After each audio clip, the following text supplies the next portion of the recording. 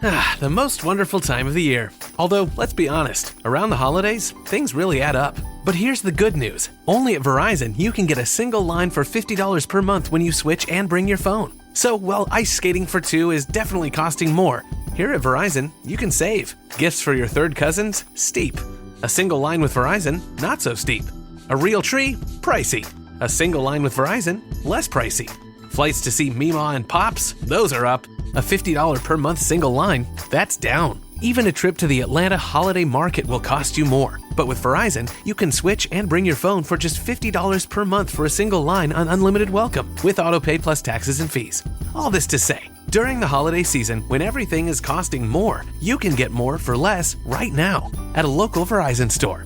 $15 monthly promo credits applied over 36 months with a new line on unlimited welcome. In times of congestion, unlimited 5G, 4G LTE may be temporarily slower than other traffic. Domestic data roaming at 2G speeds. Additional terms apply.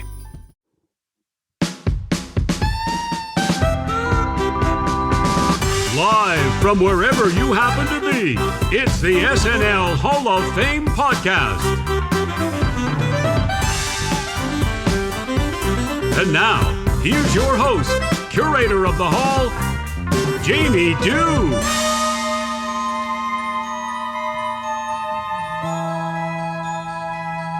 I don't know what it is. I don't know what it is about those goddamn bells. But part of me thinks that it makes me feel like I'm transporting in a Star Trek episode. It's like that's the sound I would hear as I was being, put back together in whatever place I had transported to. Does that make sense? I don't know. Maybe I'm a little high right now. Okay, so we have got a tremendous episode for you today. We have 3 more pundits that we are going to hear for in this, the third of 3 Pundit Round Tables. So there's that. I am joined by Kirstin Turnbull, Dave Buckman, and Thomas Sena.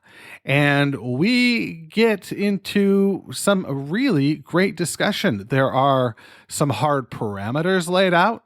There is some voting strategy that is on full display in this episode.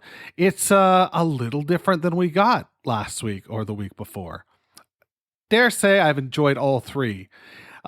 This has been really good, but we need to understand that there is method to the madness. We are doing these roundtables so that you have more time to consider your vote.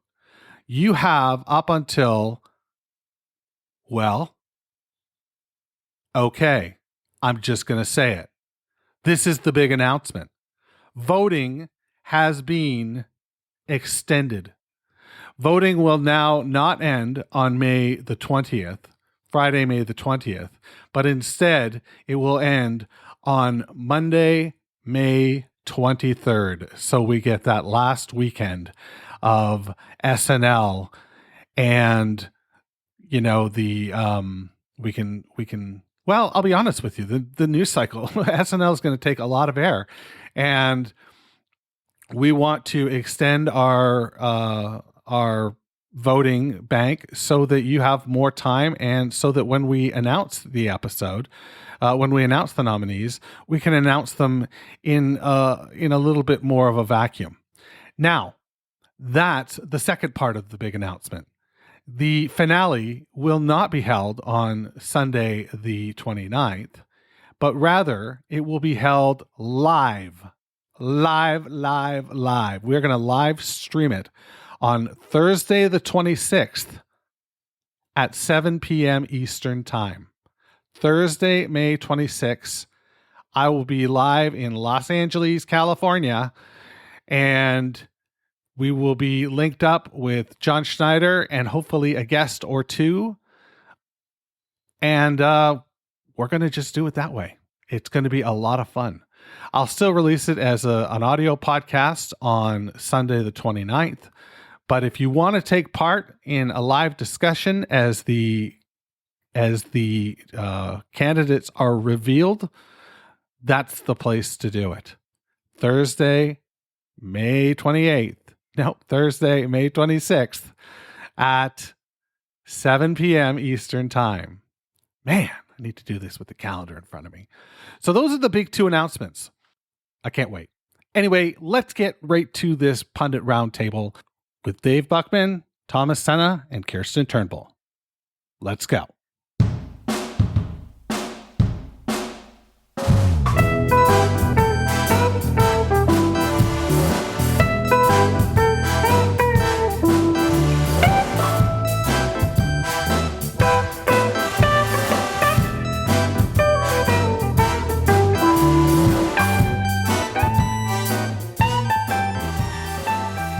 Are you drinking cherry cola? It's cherry vanilla. How is it? It's really good. It's at, Product placement. It's at the gas? Yeah, I wish. Wish I was getting that scratch. We'll do it eventually. We'll do it. You guys will all be drinking like American Idol, out of your Coke cups. And when we do this live next year. Okay. All right. So we are here in the thick of things with our 3rd Pundit Roundtable, and I'm really excited because the other 2 roundtables have been really interesting, and it's a really shining example of how challenging this task is by how varied the results have been so far on about 50% of the ballots. Usually about 50% are the same, and then the remaining 50% are all over the place. So, that's where we're at. I am joined by 3 terrific pundits today.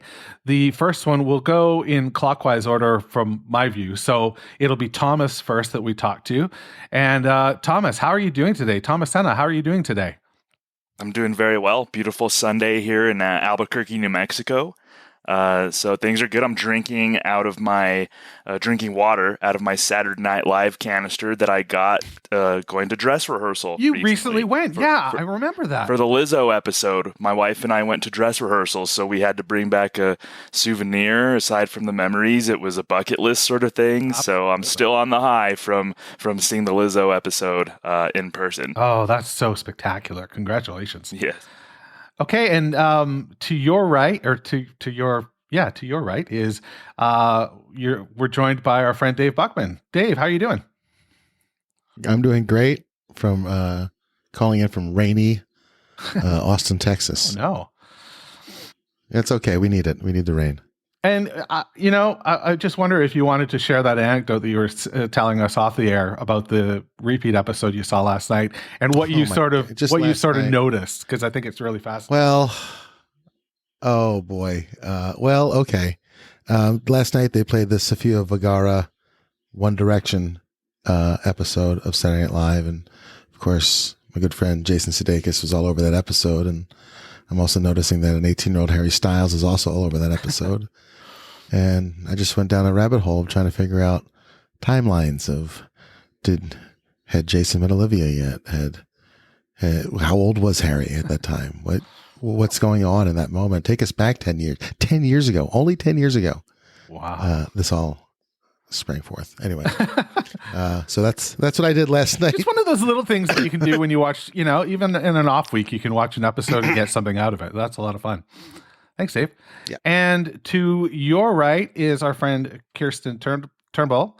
How are you doing since we last spoke? I'm doing well, thanks. I'm also calling in from a rainy place. It's raining in Toronto, Ontario, Canada right now.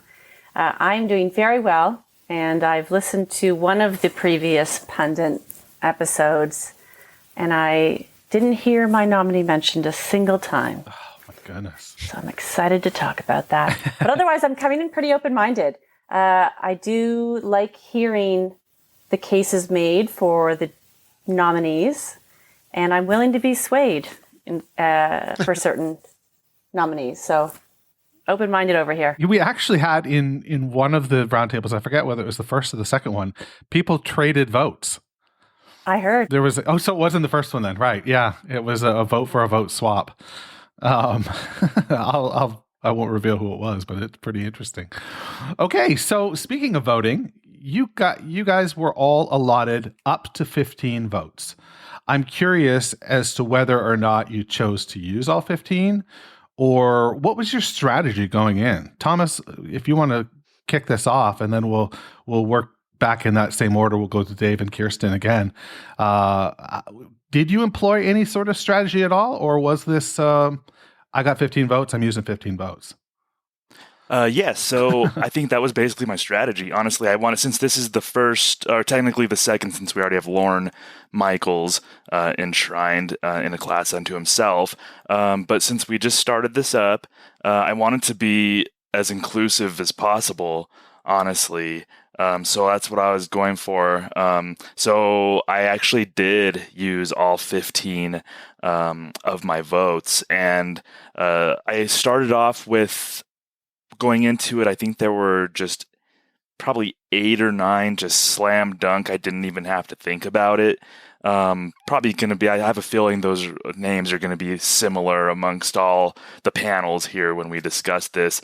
But then, I actually did remember some of the previous episodes, people advocating for certain folks.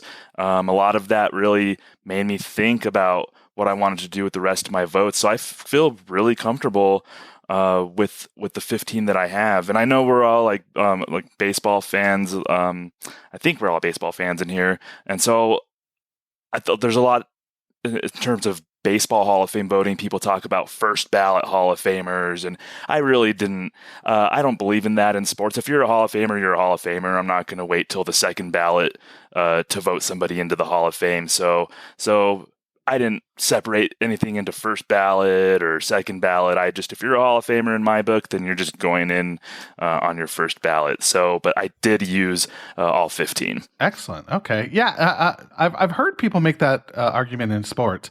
Like, what, if the person's retired or they're not on the show anymore, what else can they do to improve their case? Exactly. Right? Exactly. I guess it's a little different for the hosting and the musical guest category, as evidenced by the Kirstin episode where we talked about John Mulaney, and then 3 weeks later he was announced to do his 5-timer. So we did an addendum to that episode where we played it off the beginning. So yeah, interesting. Okay, all 15. How about you, Dave? Yeah, I think I also used all 15 as well. I don't know how you could love this show and not. I mean, there's very few cast members, writers, hosts, and musical guests that I actively don't like, that I wouldn't consider. Like, if you're in the cast of Saturday Night Live, if you're in the writer's room, if you're hosting, and if you're the musical guest, you are at the top tier of talent. And especially everybody on this list, I can't imagine, maybe there's 1 or 2 people I don't enjoy, but I certainly would not recognize their talents and their contributions to the show. So I just, I'm sure most of us, I know I am, are heavily slanted toward cast members and writers, on our ballots. But I don't, that's just a matter of the amount of people, that have gone through the turnstiles at SNL, and the amount of people that we're all, as, active fans, we're drawn to the show because of the comedy, I think, and not so much the revolving guest stars and musical acts. Fair enough. Yeah. So all 15 again. So did you deviate from this strategy at all, Kirstin, or did you stay in the same place? I did deviate. I have 11. Okay. And then I got stuck. My criteria was around recognition, and that gets tough because it depends on age, what era you were exposed to. Some folks would remember Dan Aykroyd and The Fish in the Blender, and some wouldn't at all. That's there's no reference. They know him from maybe the original Ghostbusters and stuff. So it's a tough one because it becomes very subjective then, and what you recall and what you remember, if your parents exposed you to the show or how young you were watching the show. Best of and reference clips. So some of those that on any kind of compilation of SNL tops, you get a lot of the clips that are repeated and that we recognize, Gilda Radner and Bill Murray as that loving couple. Like, there's some that just keep coming up. So what types of clips and moments really remain in those kind of reels? controversially, I didn't include a musical guest. Oh, wow. And not sure why. They don't make as much of an impact on me. I love music, but they don't make as much of an impact on me when I think about this show. My love goes towards the cast and the host and the writers. And on that note, I found in doing some of my research that it's actually not that easy to find information about who's written what sketches. Yes, it's very difficult. And I think that's a real shame. Yeah. Yeah, it's a real shame. I'd love, and even in the fandom sites, like I'd love a list. I wanted to be able to do more research on the writers because I admit that's a little bit of a blind spot for me beyond the obvious ones. And that's a shame. Somehow that needs to be fixed. You know, it's been rectified now. Like you can track down pretty much everything now, thanks to the SNL network and things like that. Like current stuff, I mean.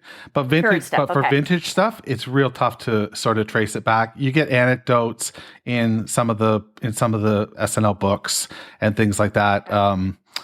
Like when they're talking about Tom Davis, there's a chapter in his book about one single episode, of SNL. And it's an episode where he was so highly represented. It's the King Tut episode with Steve Martin, which is topical right now for reasons that I don't even want to get into. Like, if you don't think that's funny, you're, like, whatever. But it was very bizarre that it was trending yes. on a random weekend. Yes. And to hear all these Gen Zs saying it's not funny is so strange. But hey, that's the subjectivity that Kirstin was talking about. So I've got so much to say about it. Anna Gasteyer wrote Sweaty Balls. Oh, I didn't know that. And I only found that out because she mentioned it on a podcast. Oh, wow. So you're right. A lot of that is lost to history, which is a real shame. Yeah, I agree, especially for the writers. So before we get into your actual picks, I'm going to give the complete list of candidates. And they are as follows. I'm going to read them in categories, but you guys will not, you don't have to follow the categories at all. But we've got Gilda Radner, Chris Farley, Norm Macdonald, Molly Shannon, Maya Rudolph, Phil Hartman, Eddie Murphy, Dan Aykroyd. In the host category, we've got Steve Martin, Melissa McCarthy, Lily Tomlin, John Mulaney, Justin Timberlake, John Goodman, and Emma Stone. And in the musical guest category, we have Neil Young, Prince, Paul McCartney, Nirvana, Tom Petty and the Heartbreakers, Miley Cyrus, and Taylor Swift. And in the writer category, we have Michael O'Donoghue, Tina Fey, Conan O'Brien, The Lonely Island, Jim Downey, and Franken Davis. Now, there's been a lot of people who have questioned, how this can be a Hall of Fame if you don't have the original cast, up for grabs initially. And I could tell you that that's just sort of baggage of this podcast. What I tried to do as the host is I tried to curate a list of people so that we could have a breadth of eras and time and, generations, intersposed or interconnected, I suppose. And next year there'll be a whole different list of these 4 categories that will be nominated. It's in no way indicative of the importance of the people. The fact that Dan Aykroyd and Gilda Radner are the only 2 from the first cast that are, on there. It's not indicative of their importance by any stretch. It's just by dint of the fact that that I curated the list. So that's that put to bed. So let's get rolling here. Thomas, do you want to kick things off? What was who are you going to bring to the table first? Who are you voting for first? All right, so we'll start at the bottom of our lists and then work our way to the top. So number 15 on my list, I voted in Melissa McCarthy. Oh, excellent. As host. And I actually did the Emma Stone episode with you, Jamie, and I actually didn't vote for Emma Stone. Oh my gosh! It was kind of between Emma Stone and Melissa McCarthy, and I actually chose Melissa McCarthy because she just In terms of hosts, she just popped off the screen more than someone like Emma Stone, who obviously I think is a wonderful host. But when I think of hosts throughout SNL history, there's certain hosts that just pop off the screen with their performance, and Melissa McCarthy was one of them. So, and she's I believe she's a 5-timer. Yeah. Right, Melissa? So she's a 5-timer. So she has the credentials as far as the amount of times hosting, and when she's on the screen, she just demands your attention. And she's such an incredible, just bull in a china shop kind of performer. She's good at her understated things too, but she's just such a powerhouse and of a performer. She ended up squeezing into my top 15. So I have Melissa McCarthy as number 15. Excellent. Dave or Kirstin, did you have Melissa McCarthy on your list at all? No. Okay, I did. all right. So let's hear why and why not. Much like another female who I'll wait to see if she comes up, I think she's a sketch saver. So no matter how much a sketch may be, struggling, she's one of those people that will save it and make it entertaining and watchable because of who she is and what she brings to that performance. And that's a formidable act on live television, to be that quick and that captivating. So I support that nomination 100%. I mean, Hidden Valley Ranch in my mouth is often repeated among my friends because it's just one of the silliest things. Bubblegum guy with the podium. Look, I've already forgotten Sean his name. Spicer. It's amazing. Sean Spicer. Yeah. Thank you. I did give her points for coming back as Sean Spicer, even though that technically wasn't in a host role. Yeah. I did, in my mind, give her points for coming back as Spicer, and as well as the women's group with the vision board. Oh, right. Yes. I forgot her name, but that's actually one of my favorite sketches from the last few years. Yeah. Honestly. Yeah. Yeah. Or basketball coach. Yes. Yeah. I mean, there are so many, and it's very much about her performance. And not many people can captivate with that much energy and with that much confidence. So I support that vote 100%. She's on my list. Hey, Dave, just not room enough on your ballot or personal vendetta against McCarthy? Oh, not a personal vendetta. I think she's a good host, a great host, but not Hall of Fame host. I think I would put 4 above her on this list, for sure. I think I might give her less credit because she came up through the groundlings, and of all these hosts on this ballot, she's the only one with sketch comedy background. Yeah. I guess Lily Tomlin to some extent has sketch comedy background as well. She had her own sketch show and she's on Laugh-In for sure. But Melissa McCarthy, but she came up through the stand-up ranks, whereas Melissa McCarthy came up through improv and sketch. So for her, this is definitely in her wheelhouse. So I feel like she could have easily been a cast member. So I don't give her much more credit for. She should kill at hosting. She should kill at sketch. What she does isn't above and beyond. I think what the people who I have on the hosts from this list, even the 2 people that I didn't select that are still for me ahead of Melissa McCarthy on this list, all go above and beyond a recurring news cameo. Okay. Fair enough. I think you got to have some recurring characters beyond the news in order to be a host in the Hall of Fame. I think that vision board, I think that one character did come back. I'm pretty sure there's the one character that did come back, but I hear you. But I'm talking about a character that everybody knows and loves. Yeah. You say it on the street, and that's like, oh yeah, I know that character. Like 2 Wild and Crazy Guys. Yeah, which is pretty rare for a host, honestly. But I guess that's why we're talking Hall of Fame. Yeah. Exactly, Hall of Fame. So yeah, I think there's a couple people. All right. Well, let's hear who your first pick is then, Dave.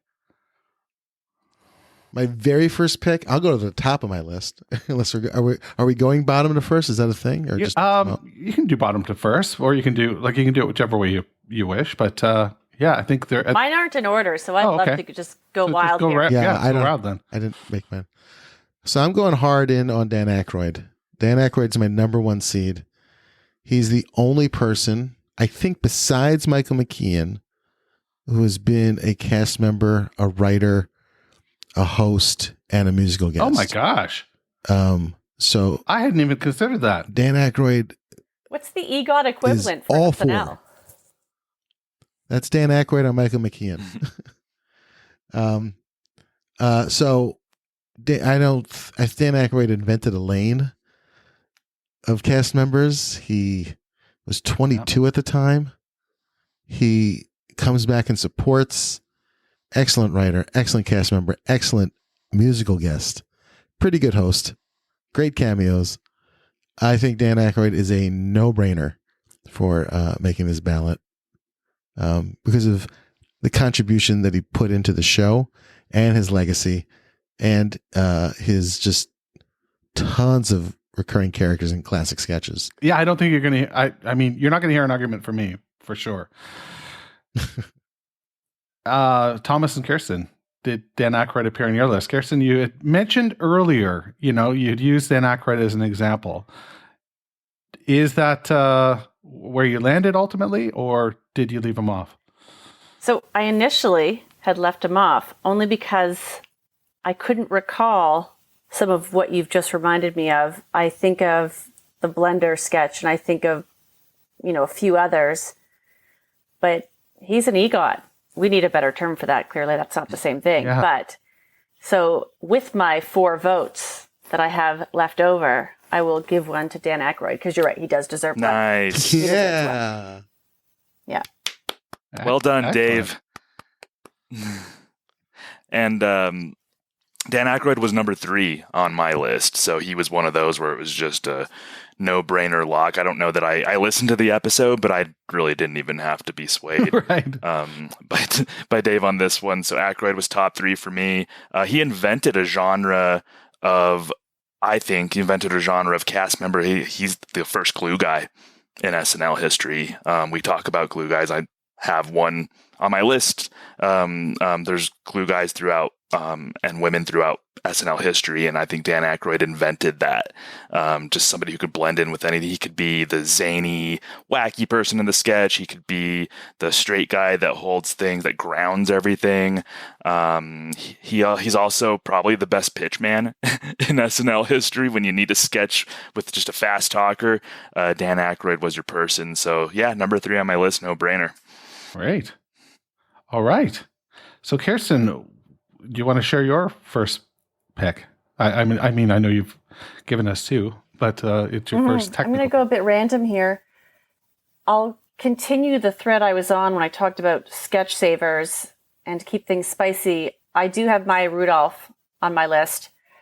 I noticed on the last podcast you did, she wasn't a favorite, but I will argue strongly for Maya Rudolph. I think she has created many memorable characters and is multi-talented, singing, the dancing, the kind of character work that she does.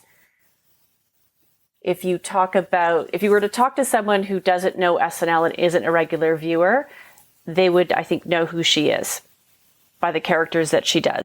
She disappears into them. So Maya Rudolph is on my list. And her and Melissa I had in that same category as folks that are endlessly entertaining to watch and put 110% in all the time. So, regardless of if that sketch overall is deemed, funny or great or however well it went, they were always fantastic in it. Great. Yeah, I think definitely friend of the show, right? She has elevated herself to friend of the show status, living in New York, pops by, and they find some work for her to do, find some neat things for her to do. Kamala in the last couple of years, for example, although, myself, I'm bored of the star turns, but she did great in when what was asked of her, she did Thomas and Dave, did Maya appear on either of your ballots? Yes. Tell us about that. Well, I think Maya is maybe one of the best women to ever come through Saturday Night Live. I mean, just multi-talented. But not just multi-talented. She, representation is so important to people watching Saturday Night Live, and to have a biracial comedian that just kills it hard every single time. I'm going to name drop real quick. I was sitting next to Jordan Peele. We were working at Boom Chicago, and this guy, Joe Kelly, who writes for Ted Lasso, his mom used to send us SNL tapes in Amsterdam so we could watch SNL like the week after they aired at the Boomcast. And I remember being next to Jordan when the first time Maya came on, and he sat straight up and could not believe what he was seeing, because it was just somebody who looked like him killing on the Saturday Night Live. And it was just such an important lesson for me about that representation. I think Maya does that not only for women, for biracial people, but also singers. She is such a superstar nova when she's on screen, that it's impossible to not watch everything she's doing. And she's so funny and dynamic and versatile. So definitely a utility player that I would have in my all-star Excellent cast. Thomas? I'm going to be the outlier, I guess, here, and hopefully not a total wet blanket. No. I think Maya still is a dynamic performer. I love seeing her pop up. I'm a big fan of The Good Place, and she's plays the judge in The Good Place. Whenever she pops up in a TV show and anywhere, I enjoy what she does. When she was on SNL, I never really connected with a lot of her work on the show. As far as her, I guess her recurring characters didn't really resonate with me. With that, in that era, I felt she was more on mid-tier, in relative to the rest of her cast members. There's just something about her performances on SNL that never really clicked with me. I'm not saying that she's. I mean, I wouldn't argue if she made the Hall of Fame. I would think that it would make sense and she would be worthy. But just looking at our list and then thinking back to how I felt about Maya, at the time when I was watching the show, she didn't resonate with me as much as she probably resonated with a lot of other people. So I did leave her off. Okay. Excellent. Well, I mean, everybody's got a different ballot and everybody's got a different rationale for it. So that's totally cool. Never apologize. Where are we at here? We're back to you, Thomas. Yeah. So I started off at my number 15, which was Melissa McCarthy. Let's go number 1. My number 1 was Eddie Murphy. Out of everybody on the list, Eddie Murphy was the slam dunk for me. And if anybody, over the years, we've seen headlines like Saturday Night Dead and they're going to cancel the show and this and that. And I think Eddie Murphy probably more than anybody may have legitimately saved SNL when he was on the show. I believe he started in season 6 in 1980. He was 19 years old when he started. Not a lot of strong episodes or sketches during Eddie Murphy's run on SNL, aside from Eddie Murphy. You think about when he was on the show and the sketches that really stood out and resonated with people, all of them were Eddie Murphy sketches.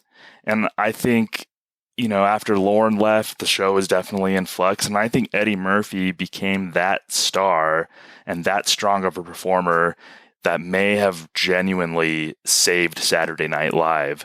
I think I would put him, I'm a geek, so I kind of rank cast members and stuff. I think he's probably the second greatest cast member of all time. My number 1 might be nominated next go around.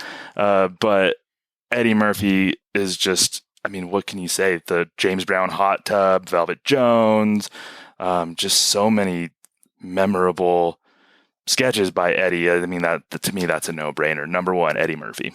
Yeah, I think I might have pushed back a little bit prior to sort of the fences being mended.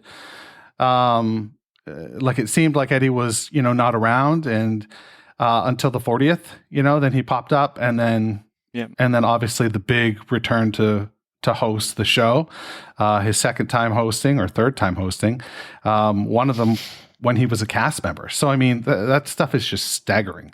Exactly. I think Nick Nolte dropped out at the last second, and Eddie just totally said, okay, well, I got this, I'll host. And I don't hold that against him as far as fences that need to be mended. Maybe he was a little sensitive as far as David Spade made a joke on the show that rubbed him the wrong way, but I don't hold any of that against Eddie. I mean, his work speaks for itself. Anybody else have Eddie Murphy on their ballot?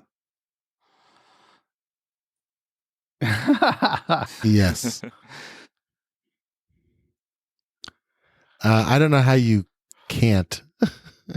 I think Thomas is right. There's three people. I think there's three people that have saved Saturday Night Live. I think it's Eddie Murphy, John Lovitz, and Will Ferrell have all collectively saved Saturday Night Live from cancellation. But Eddie Murphy is certainly the first person to do that.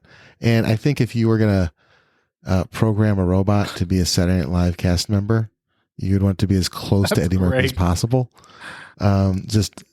Just because he's just, oh my God, so charismatic, so funny, so improvisational without breaking a sketch, can shares sketches with other people brilliantly.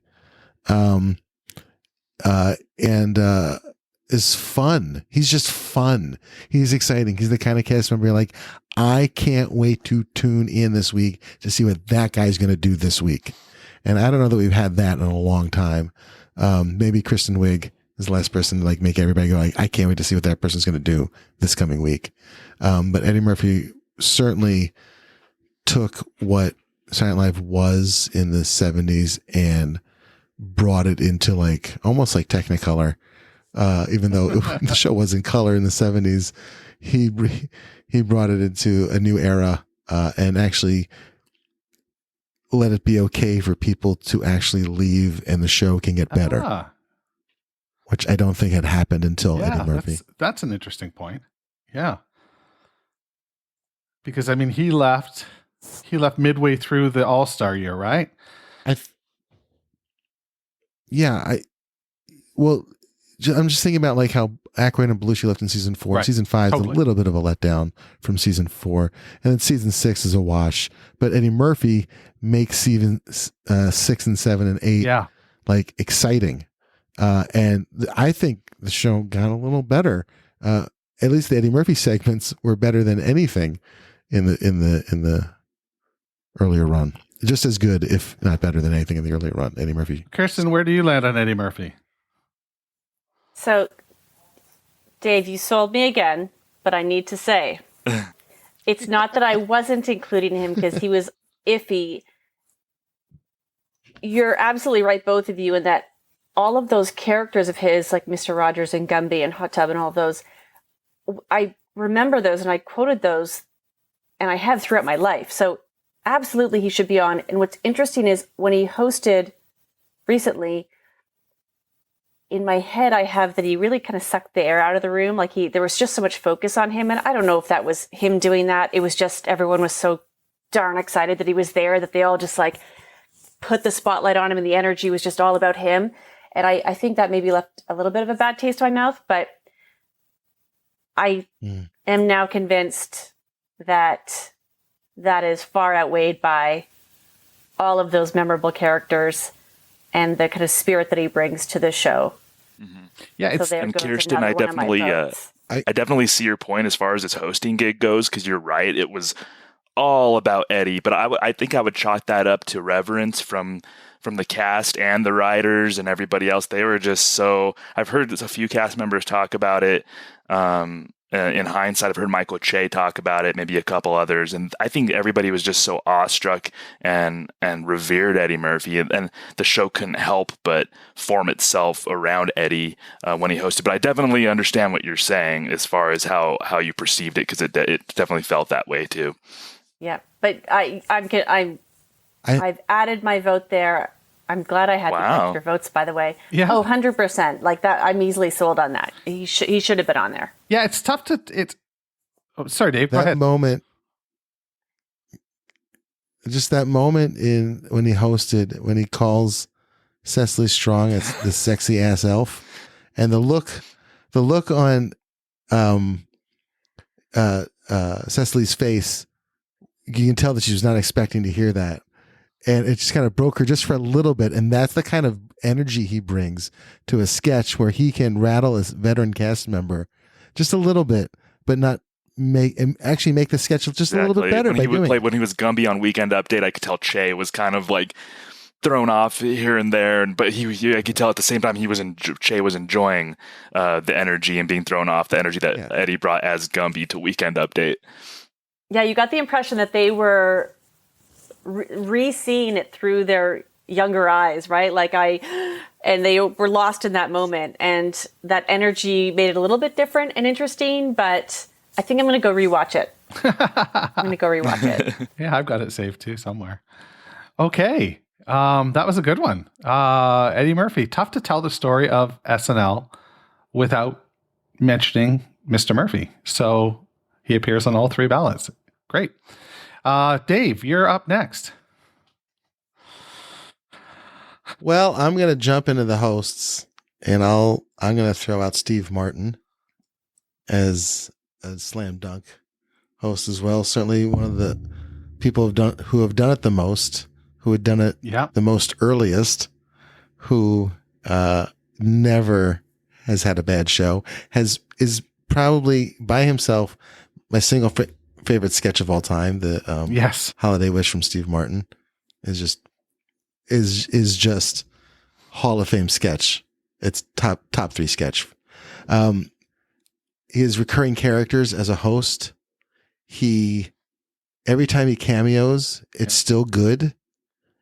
He's great. Every time you see him, because he cares so much and his writing is sharp and he's absurd. He's kind of absurd comedy fit the early ethos of the show. And he has been there. Several generations of cast members have gotten to work with him. So I feel as hosts go, he would be the top of the list. Of course, I think Alec Baldwin and John Goodman have done more hosting than him at this point. But Steve was there first and continues to do it. And I think we're all the fact that we're all hoping for a Martin Short, Steve Martin hosted episode coming soon. It just tells you that like he's still in the good graces of somebody that we can't wait to see host again. So I think that for me makes him a Hall of Fame host, if not the first Hall of Fame host that should be in there. Steve Martin appear on either of your ballots? Yeah, when I was growing up, I actually thought Steve Martin was a cast member. I think you and a lot of people. SNL. Yeah, I really did. Before I started getting really heavy into the show, I and just kind of watched reruns on Comedy Central, I kind of thought he was a cast member. That's just how synonymous he is with the show. He's the quintessential host to me. He was number 4 on my list. No doubt the top host on my list for many of the reasons that Dave said. He's responsible for maybe my favorite cold open, which was the Not Gonna Phone It In Tonight. Yes. Which was just seriously classic. That was amazing. So good. One of the best cold opens ever. I think Steve Martin just gets the show. He just gets it. And I know he has a comedy background in this case, but even when compared to other people with comedic backgrounds, Steve Martin blows them out of the water as host. So that's another one of those slam dunks, I think. Yeah, he's quite ageless. You're right about, him appearing for all of these generations. It's never awkward, and I never feel like, the old veteran showing up. Like, he's right back in it. And he definitely is the type of person who the audience can't help but really clap for a long time for. Like they need to pause while they're clapping for him. I clap at home in my own living room because I'm so excited to see him. And I also thought he was a host, a cast member for the longest time. He is woven into the fabric of that show. Absolutely. Oh, that's a great way to put it. He's absolutely part of the flag for sure. Yeah. Great. So you're up to bat, Kirstin. Well, again, I'm in random order here, but to switch things up a bit, I have The Lonely Island on here as one of my votes. For me, what they represent was the generation of folks that likely grew up watching and then really kind of pinched themselves to find themselves on the show and really created kind of the digital era of what they were producing and how memes started being produced around it and the kind of virality of what they were doing online. So that was a bit of a shift and a big moment for that show when, yes, it's called Saturday Night Live, but the idea of, pre-produced, pre-recorded material having such an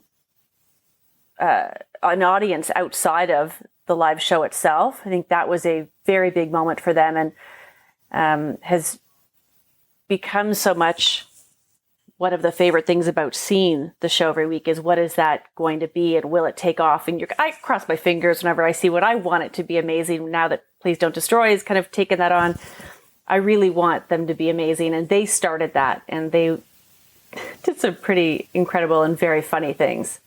Absolutely. Yeah, I mean, they're responsible for some of the funniest things I can remember in the last 15 years of the show, for sure.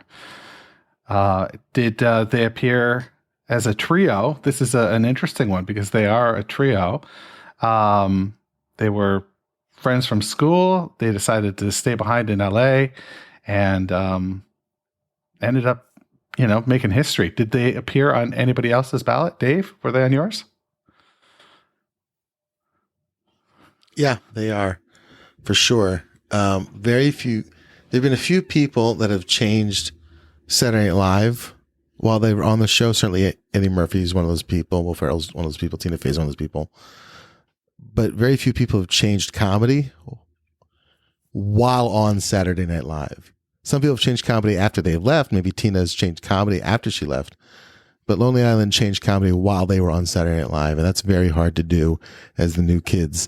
Amongst other fantastic comedians. So I think that alone, they had been trying to do taped bits all the way from Albert Brooks to Gary Weiss. Adam McKay tried to start the digital short revolution and didn't really get it going. But these guys cracked the code and married Saturday Night Live and YouTube in a way that nobody else, they were at the right time, at the right place, and with the right talent and sensibility. And there's so many, Laser Cats is fantastic. So many, Jack Sparrow. I think there's every time Timberlake sings step 2, put your junk in that box, my wife giggles so hard. Every time, every Christmas episode, it happens every time. So it's one of the funniest things ever that, and of course, Chronicles of Narnia was like number 2. And I remember watching that over and over and over and over again that night when it aired. I just remember watching it over and over and over again that night. Same. I think that was one of the first things that I would have forwarded to someone, like the first pieces of online content that I was sharing because I loved it so much. And it was this crazy different thing. And I had the ability to say, check this out, check this out, check this out. And that's a moment for me. That's really wild. Yeah, because prior to that, it was all water cooler talk, right? It was all, your impression of it, describing the moment to your buddies. And now all of a sudden you could pull out your smartphone and, or your desktop, I suppose, in this case. But yeah. Thomas, were they on your list? Yeah. Yeah, absolutely. They invented a genre. Going into this SNL Hall of Fame process, I think I was a bit dismissive of the Lonely Island.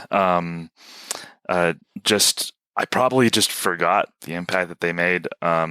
John Schneider, from our friend from the SNL Network, he was on the episode advocating for the Lonely Island, and he did a really good job of it. And I started, rewatching old episodes and thinking about it more and more, and they ended up comfortably in my voting. They were number 6 on my list, actually. Kirstin and Dave both brought up great points, and I think they came along at an interesting time just as far as televised sketch comedy, because about the early 2000s, I would say, when Chappelle Show got popular, SNL started getting compared to other sketch comedy shows that were pre-taped. So people, comedy nerds or not, would watch these pre-taped sketch shows and compare it to a totally different thing that SNL was trying to do, often unfavorably, because these pre-taped shows had time to do edits and rewrites and different takes. We all know the reasons why you can't compare those two, but a lot of people did. And I think the Lonely Island ushering in a new era of pre-tapes helped close the gap in a lot of people's minds, between SNL and something like Chappelle's Show, and then later on like Key and Peele and shows like that. And that was really important for SNL to get those quality pre-tapes in. And as mentioned, they were one of the first. The Lonely Island was one of the first videos, the Chronicles of Narnia one, to Lazy Sunday to go viral. Nobody really knew what going viral meant until that video, really. So just how important they were to the show. To me, Lonely Island's a slam dunk, and that surprised me, because going into this process, I didn't necessarily consider them that way. Oh, that's really wild. Then that's so cool that you were able to, go and do some enjoyable watching and have it change your mind. It's not. I was going to say, the first thing they ever did, the lettuce sketch, is still near and dear to my heart. I think that's just so absurd and so hilarious. Absurd. Yes, reminds me of like a Kids in the Hall kind of sketch. Yes. Yeah. I think we're back at you then, Thomas. I think, right? Because Kirstin, that was you, right? Yeah. So we're back at you, Thomas. All right, let's go kind of in the middle. I want to talk about John Mulaney. I actually had him number 11. Kirstin's fist pumping and doing a fun dance over there. I know that was your episode, Kirstin. You did a great job of talking about John Mulaney. I have him sliding it at number 11 on my list. As host, I kind of thought of him a little bit as a utility player, but I think for me, he gets in on his hosting credentials alone. And I had mentioned Melissa McCarthy as someone who pops. I feel the same way about John Mulaney. He's responsible. I think every Mulaney episode for me produces a handful of moments that just rattle around in my brain weeks and months and now years after he hosted. And he found his own niche as host, and it's something that I look forward to. I don't know if some people are sick of it. I'm not, which is the big musical number. And that's something that he brings. I consider that. I know Dave talked about like a recurring character. That's kind of a recurring sketch format that I really look forward to every time Mulaney hosts. And I've enjoyed all 5 of them so far, all 5 musical numbers. So that's something like when Mulaney's announced as a host, I get filled with anticipation that other hosts don't give me. And I mean, his latest episode from this season, 47, is probably one of the 2 or 3 best episodes of the year for me. Yeah. Monkey Judge was my favorite, maybe my favorite sketch of the entire year. I think that's like a perfect sketch, honestly. Like I would teach that in sketch writing class. The Monkey Judge sketch is just brilliant. Yeah. So yeah, John Mulaney at number 11, and I know Kirstin's probably chomping at the bit to talk about this.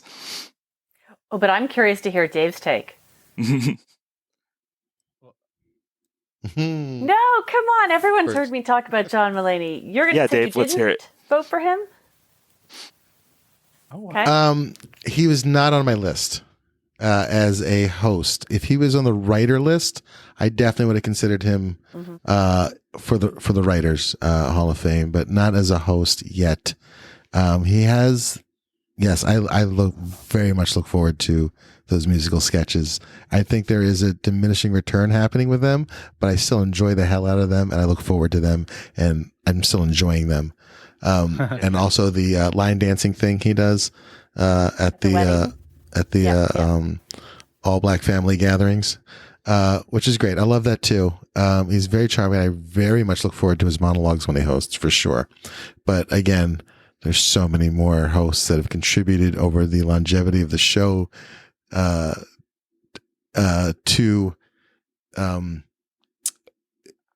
it. I don't think he's done enough as a host yet. It's been very recent. I think for me, he's not first ballot host. He's definitely first ballot writer. But that's not possible this year. So that's where I am with Mulaney. I love his stand up. He's one of my favorite stand ups of all time. But as a host, I not before. Interesting, because we talked about Dan Aykroyd. We looked at him. He was our EGOT. Is that right? Yes. And we kind of took in, although he's nominated as a cast member, we took in all of the ways that he's contributed. So, writer and host. Yes. Writer and host. But that's it. Stefan, yeah. Stefan, for sure. He appeared with Stefan on one of his hosting gigs, and I thought that went really well. Not? Yeah. Yes, he gave it a Weekend Update shot cameo as a guest spot too, but as a host, okay, he's good. He's really good. We mentioned that there are people that were really good, made for this show.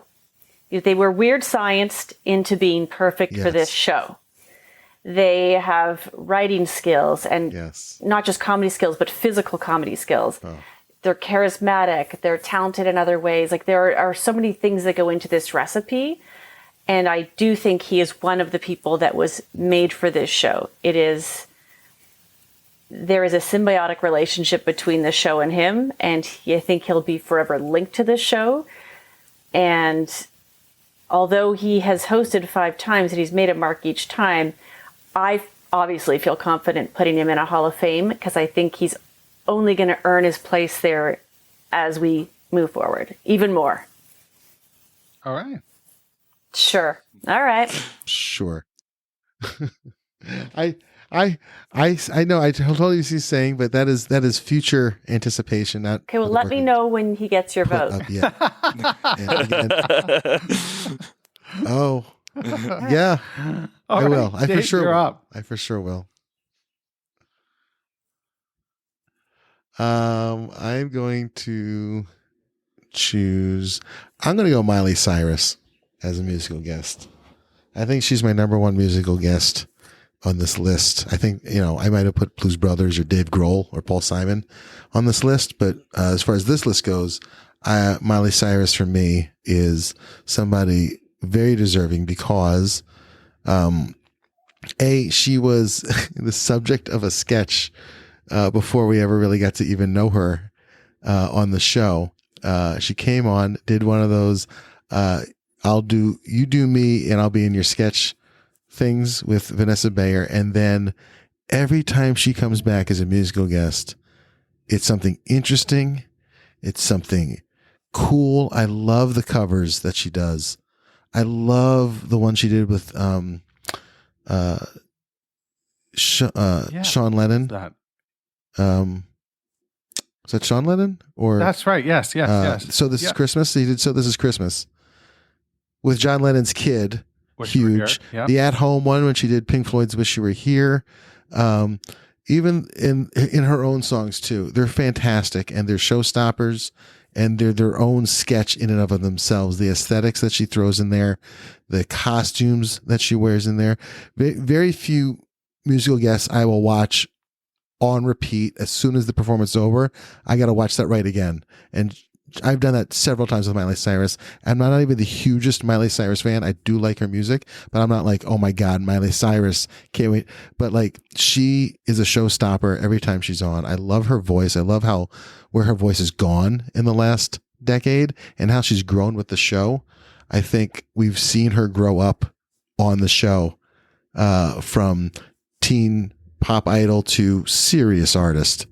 And I think out of everybody here, Miley Cyrus deserves to be in the Hall of Fame for musical guests. Is she on either of the other of your lists, Kirstin or Thomas? No?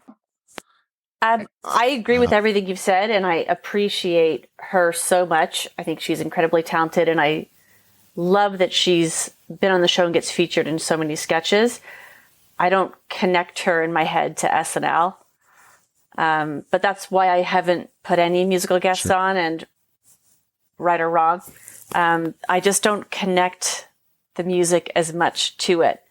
I think there's one band that SNL introduced me to back in the day, which was, I want to say it was Vampire Weekend or Phoenix or maybe both. And I saw that and I immediately had to look them up. But other than that, it's, they're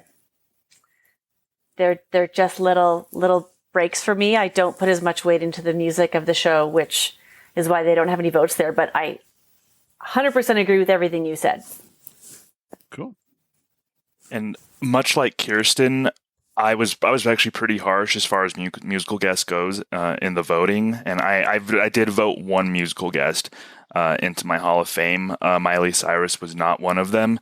I can tell that she's a musical guest who gets the show and is willing to play and fits in, which I definitely appreciate. I don't think it's weird that she's nominated or anything like that. She wasn't one where I just saw her name and pass. I did consider it and think about her performances and what she means to the show. But it was just a combination of, I don't really associate her with SNL all that much. And just, I tend to, a lot of times the music on the show is a chance for me to go let the dogs out or go use the restroom or go do something just to kind of let me catch my breath before Weekend Update, honestly.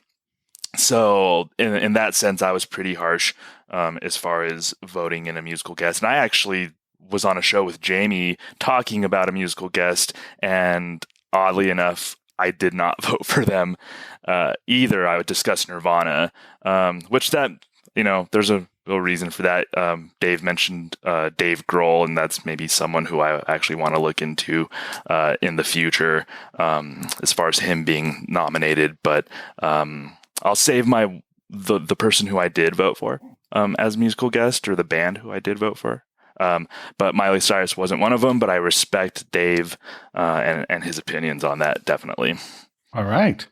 So we are in need of a vote of a candidate from Kirstin.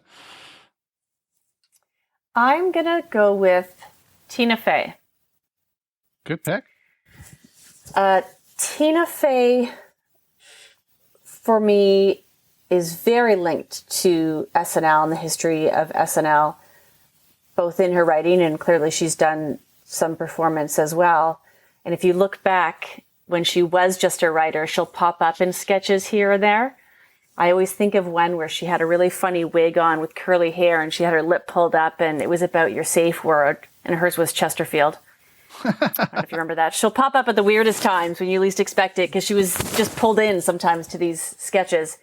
Her role on Weekend Update, the kind of sense of humor and sensibility that she brought to it. Again, right place, right time in terms of, females having a voice on that show in a very impactful way. I just absolutely love her sense of humor. And in the world I live in, she's nominated 100% and she becomes a member of the Hall of Fame. Excellent. I like that world. I wouldn't want to pay in it, though. Thomas or Dave? So, to me, Tina Fey honestly might have been the most interesting case study amongst everybody on this list because she's been a host. She was the head writer. She was on Weekend Update. Don't know how many sketches she was in necessarily, but she's just done so many things. I kind of looked at her as utility player more so than just inducting her as a writer. And I thought of what Jamie has been saying about, can you tell the story of SNL without this person? And even though I wrestled with Tina Fey, whether I was going to include her or not, I ultimately did. She was number 14 on my list because ultimately I don't know that you can tell the story of SNL without talking about Tina Fey. And to me, that overrided kind of everything as far as strictly like what sketches did she write? What did she contribute there? To me, it was just like, I can't imagine doing a oral history on the 50th anniversary of SNL and even glossing over Tina Fey. Like, she's probably going to be a big part of something like that. So for those reasons, I did vote Tina Fey into my Hall of Fame. Great. How about you, Dave? Yeah, absolutely.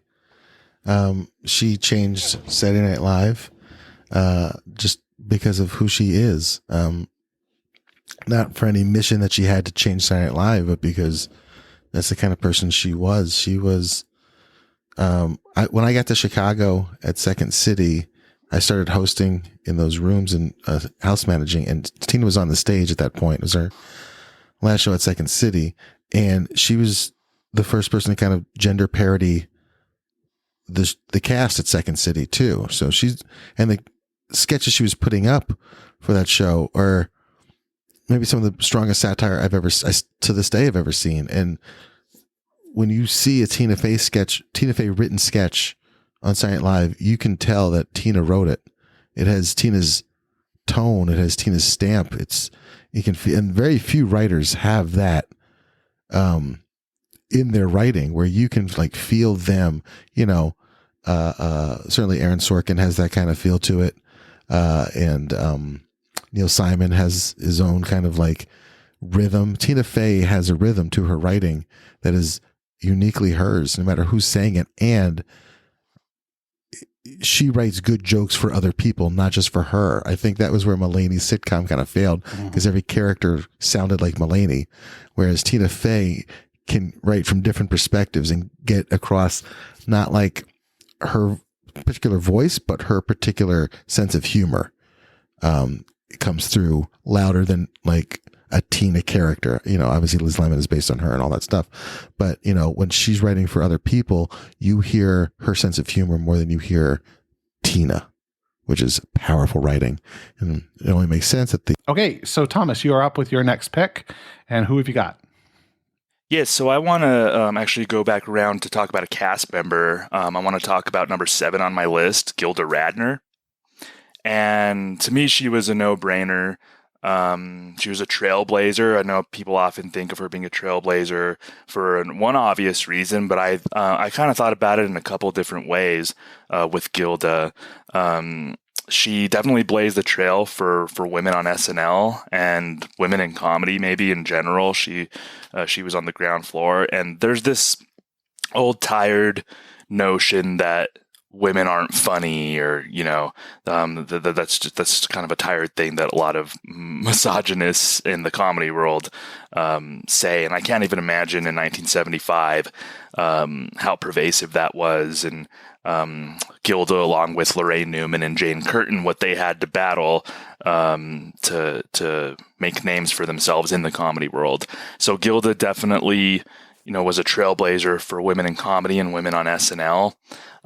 Also, I think she was one of the first to really take advantage of Weekend Update as a cast member and do those Weekend Update pieces. Yeah. So she had Rosanna Dana. Before that, she had Emily Latella, who she appeared with on Weekend Update over 25 times. Quite a bit. Yeah, over a few years. I mean, there were only, 7 cast members at the time. So if you wanted something on Weekend Update, you could probably get your character on.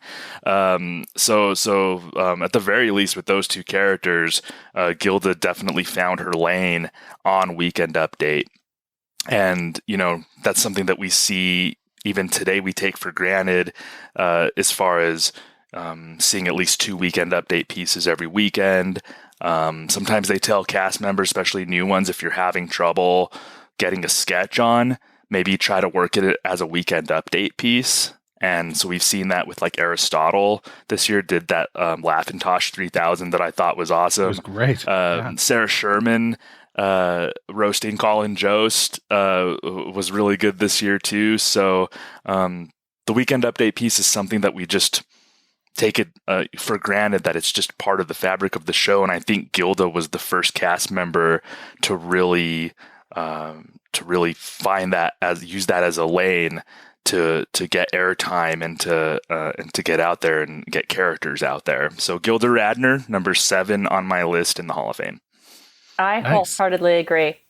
I think it's really interesting that what you said about Weekend Update, that was likely the only avenue open to her based on what she was facing. And that did become something that is now a definite brass ring.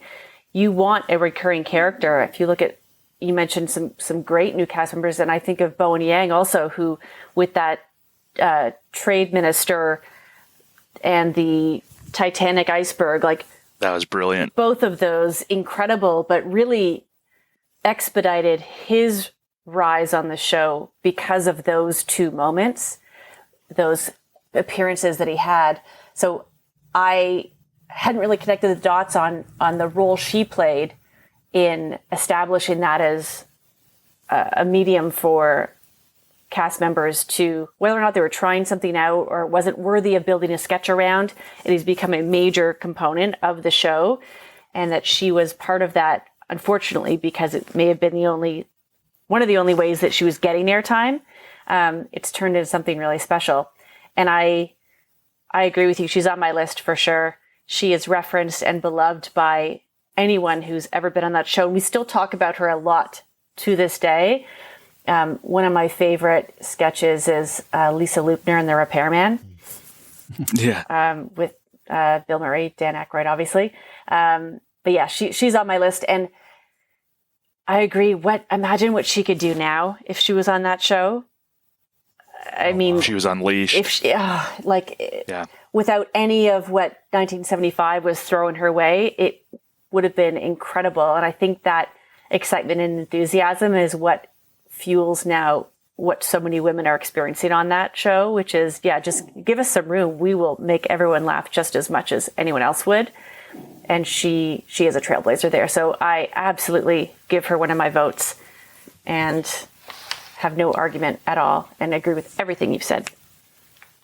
Yeah. And I found out actually a big what if. I found out today, in March of 1988, she was going to host an episode. I actually didn't know that until today. And I can imagine how special that hosting gig would have been. And I had no idea. Did you know about that, JB? I did. Yeah. It was, I mean, it made her passing even more tragic, right? That we just didn't get to see. Where are you at with Gilda, Dave? Yeah, of course. She's definitely on my ballot, 100%. If she wasn't in Saturday Night Live, she would have been in the SCTV cast for sure, because she was just in that crowd. And I'm sure they created the SCTV show in response to Gilda's Famous Now, because that was her crew that created SCTV. And she's not just a trailblazer, but she inspired millions of women to get into sketch comedy. When I think of Gilda Radner, I don't think of her characters as especially feminine, even though they uniquely are her. They are just weirdos. They're all just weirdos. And she was not afraid to be a weirdo and to be vulnerable, which, up until her, there weren't that many women in sketch comedy that did that. It was all very self-depreciating and going along with the misogyny jokes. But she just had a collection of weirdos that we could all identify with, every single one of them. I'm trying to think of one character of hers that isn't like an outcast of society that she just physically inhabits. And her physicality is just beyond reproach. Her gifts as a physical comedian, as good as anything Martin Short ever did or Jim Carrey ever did physically or with characters. Gilda's up there for sure. Mm-hmm. And just beloved. Absolutely beloved. I love how those characters too, they kind of gave permission for women on television to not look like a supermodel. Like embrace the character, and ugly is the wrong Or word, but you a clown. understand what I mean. Or clown, or be ugly, but just like get into character and lose all of the ego around that. The pressure was off that you had to look so polished and perfect, and Candy that character Slice, requires perfect that you example. have the frizzy hair and that that's who that person is. So, embrace that, and that's why we get Heidi Gardner doing the security guard in the Michael Jordan video with hair in her legs. Perfect example. Yeah. Mm-hmm. All right. Let's continue this train marching onward. Mr. Buckman, you're up. I'm going to bring up the episode that I did, and that is for Franken and Davis in the writing category. I think they are such a seminal part of the infrastructure and the skeleton of what the writer's room has been. They are, I think they've done it the longest. They have 15 seasons. Each of them has 15 seasons, 14 together and one separate. They were there for the 70s in the original writing team. They were there in the 80s to kind of help Lauren bring it back. They even tried to wrestle it somewhere in the early 80s back to their control, and through the 90s, and multiple appearances. They were featured performers. They were the first writing team to ever be hired, like Lonely Island, like Please Don't Destroy, like Dratch and Faye. They were the first writing team to be hired. They were head writers. They were producers. They were featured performers. And they even got their own segment where they got to write whatever they wanted and talk to the camera for 5 minutes a week, which is unheard of from writers. Right. Please Don't Destroy seems to have that going on right now. But and also their sense of humors and the amount of recurring characters that they invented. You're talking Coneheads. You're talking Stuart Smalley. You're talking Theodoric of York. You're talking Nick the Lounge Singer. Wow. I'm missing a couple of other early ones, but the amount of DNA that they created for the show, it still is in the show's DNA today. Absolutely, yeah. These two guys. They drew the blueprint, right? And this is touched multiple generations of casts. Yeah.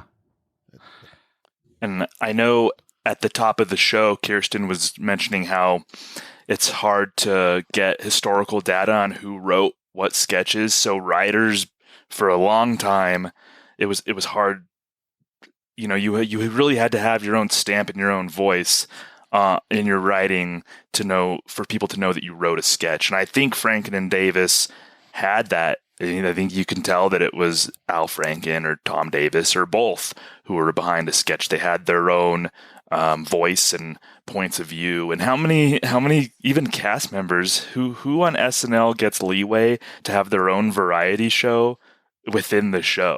And that's essentially what they had. Dave said they had 5 minutes to kind of do what they wanted, so they would go up there as a team on stage and kind of have their own little variety show. And Dave made such a good case in his show that he prompted me. I'm going to show here on screen.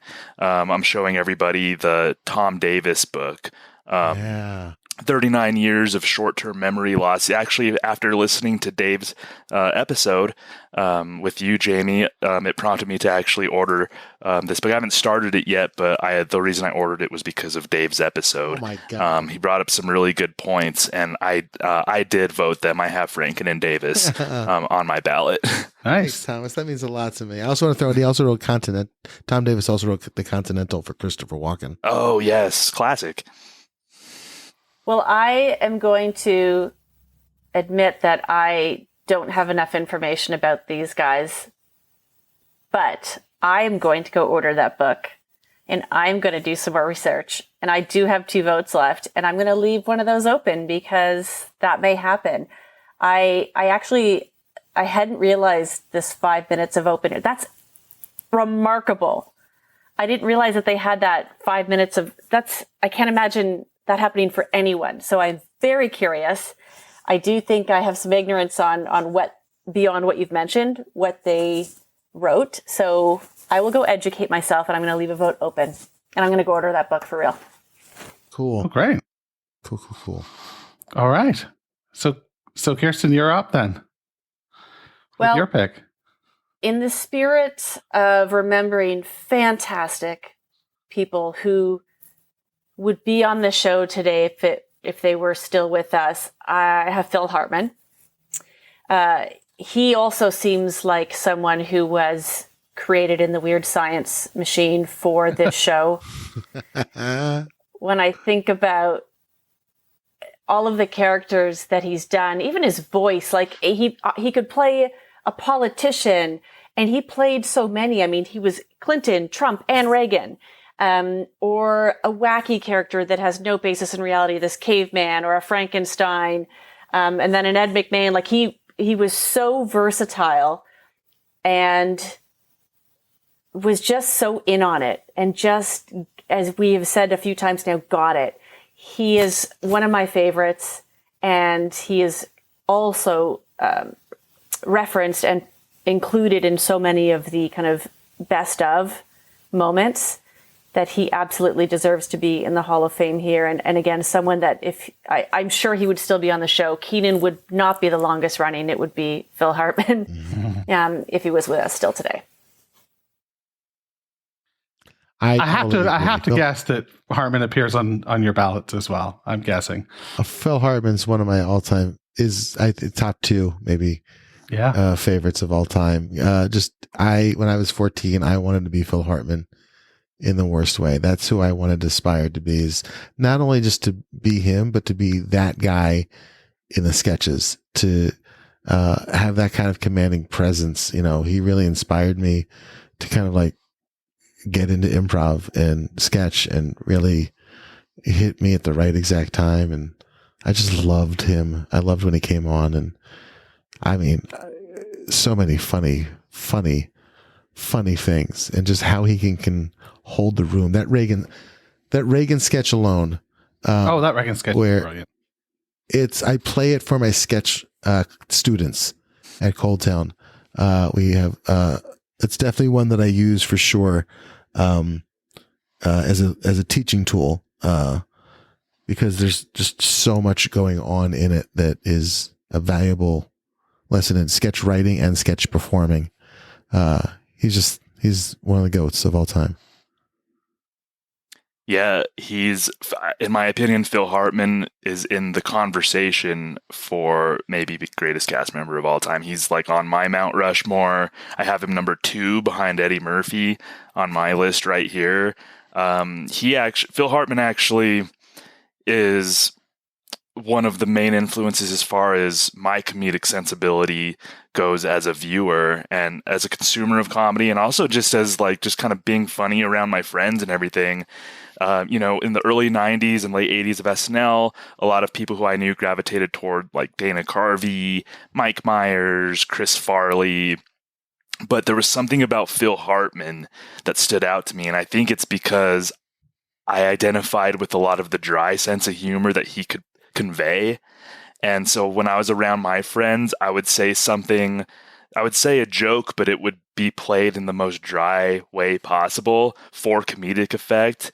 And I got a lot of that from people like Phil Hartman, honestly. And when I saw him, when I started getting really into SNL, I identified with him because I had a dry sense of humor, but I didn't quite know that you could be a popular comedian with a dry sense of humor until I started watching Phil Hartman on SNL, and he just totally blew my mind and made me feel confident as just somebody who enjoyed comedy.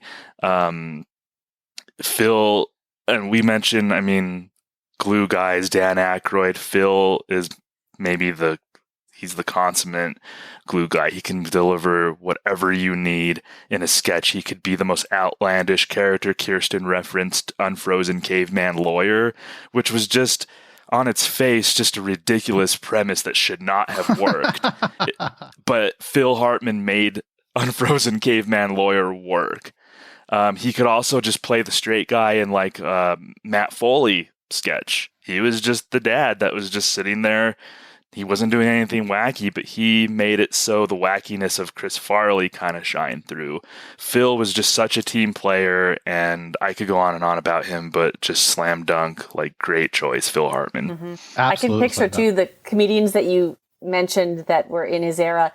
They're the ones slipping on the banana peel, and he's the one who camera cuts to him and he just winks. Like, and that's all it took. Like, that's a moment I made up. But they were really out there hot dogging for the laughs, and he really could just sit back and have confidence in the subtler aspects of what it took to really create comedy.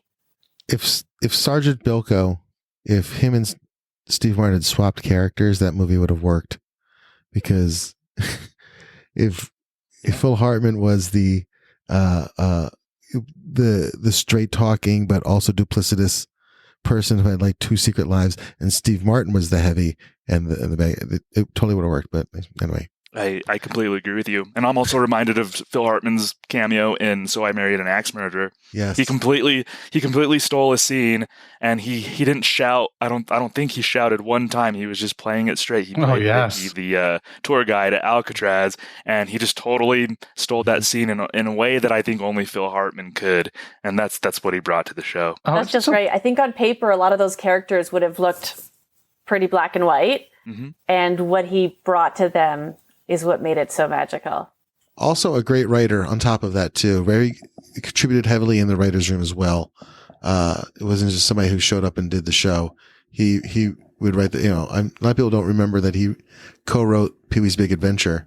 That's right. Yes. Because he came from that show on the Groundlings, but he's a fantastic writer on top of being a fantastic stage presence. He was pretty much a fully formed adult when he started on the show. He was on the older side of when people usually start on SNL. He was in his late 30s, I believe, when he became a cast member. So he had already lived life, and he was a little more grounded than somebody say in their early 20s who started on the show. And I think we saw a lot of that on screen. Yeah, I know. I started watching really young, and seeing him, when you're young and you think everyone's so old.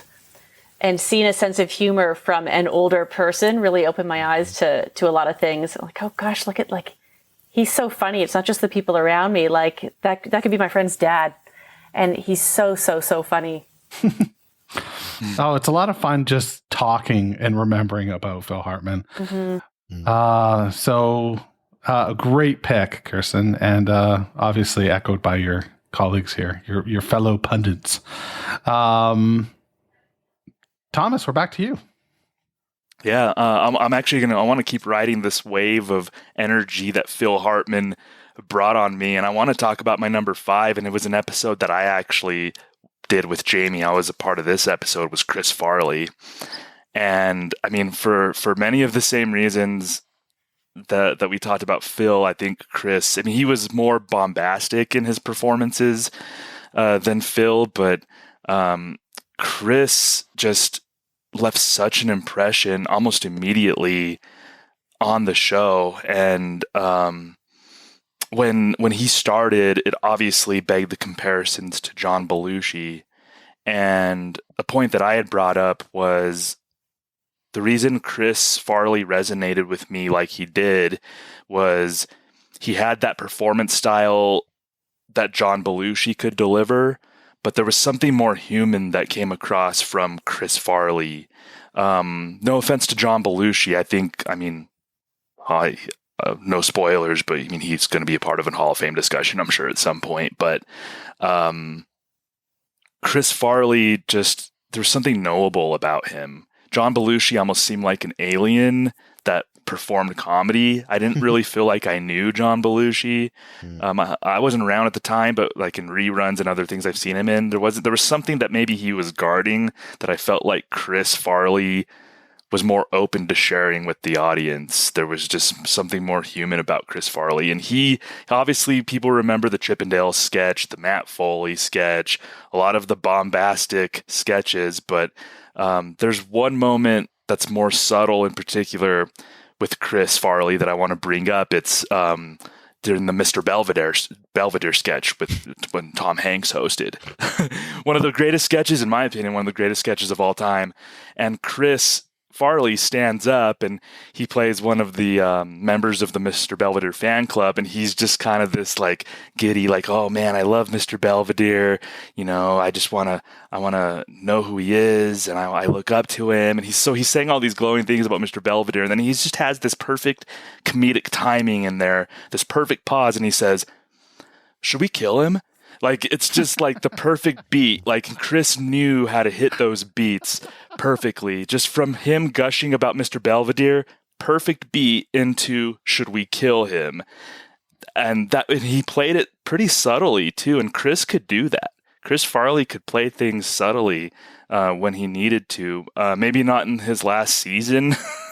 That was season 20, the infamous one. But I think there was more range to Chris Farley than met the eye necessarily. So yeah, Chris Farley on my list.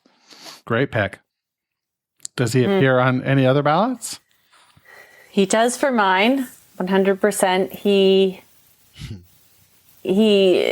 is so much a part of SNL for me. I am also sad that, we didn't get to continue to experience his evolution as a performer on the show, because I think it seems like there was some insecurity in his part. He threw himself into things so much. And what I've read about behind the scenes stuff is he'd try anything. And I would have loved to see him really settle into the confidence that he has as a performer, that those subtleties are really some of those more magic moments. And it wasn't always about being the loudest, craziest, most arm flailing person out there. Having said that, those were amazing moments. And I actually don't know this, but did he ever break?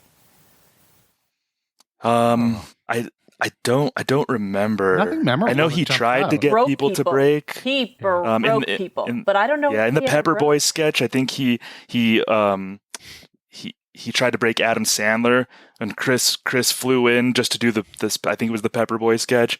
And he plays this character when he asked the prop people to give him these outlandish sideburns, and he was just supposed to say, "Oh, thank you, Pepper Boy, that would be great," but he just delivered it like, "Thank you, Pepper Boy, that would be great." And then I think Adam Sandler just kind of like, he had to turn his head or something because Chris broke him in that moment. I don't remember Chris breaking though.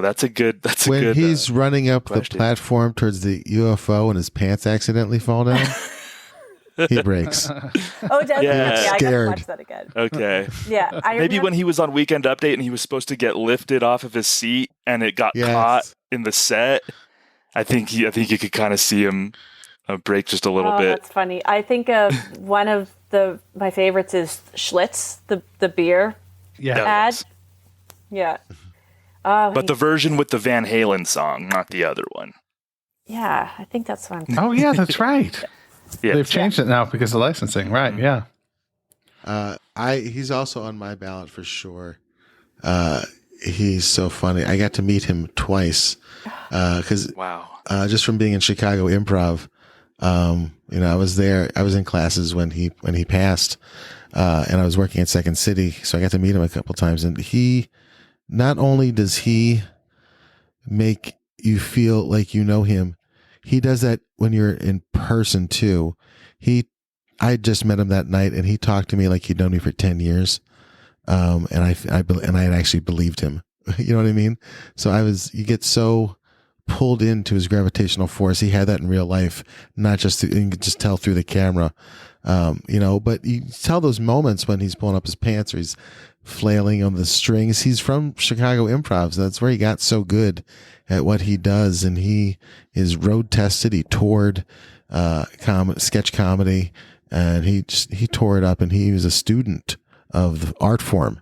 So he had been practicing for years and years and years before he'd gotten to that stage on how to do sketch comedy. And there he is in a cast full of stand-ups, just completely dominating them. They're all funny, but amongst them, they all say that he was the funniest.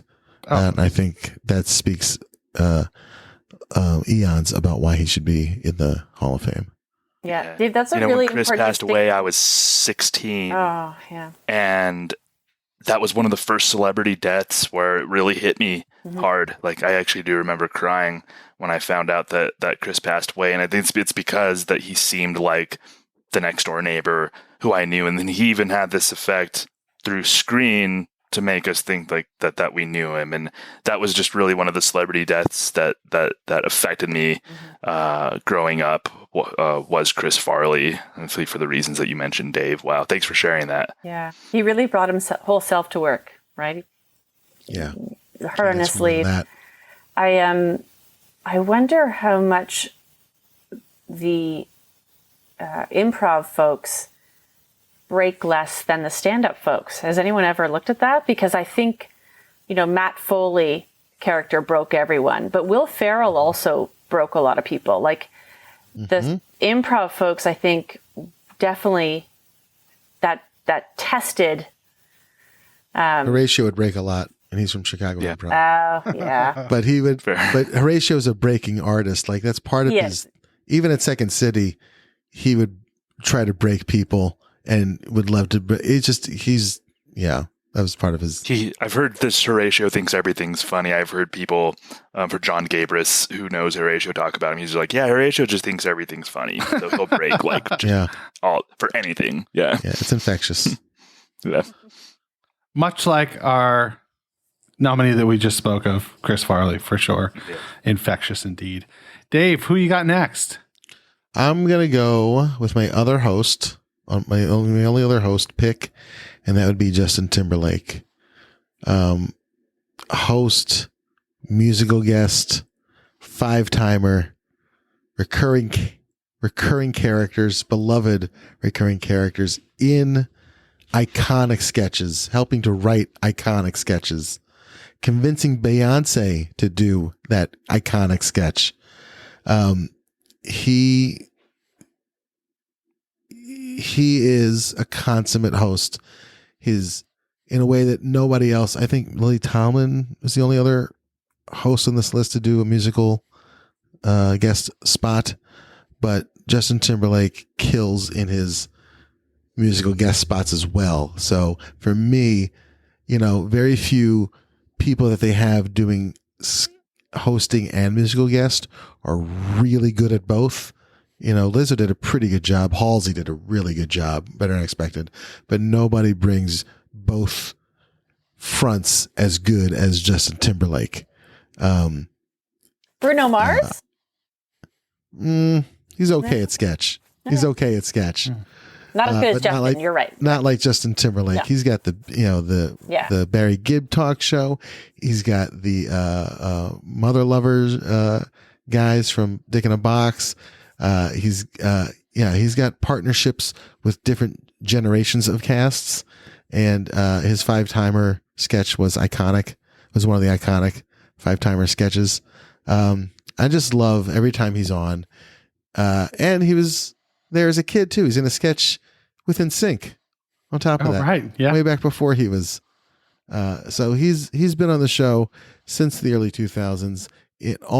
Solo artist with his group. As a host, special cameos, 40th anniversary. He's there. He's present. He's a part of the family. And I think he's just one of the best hosts.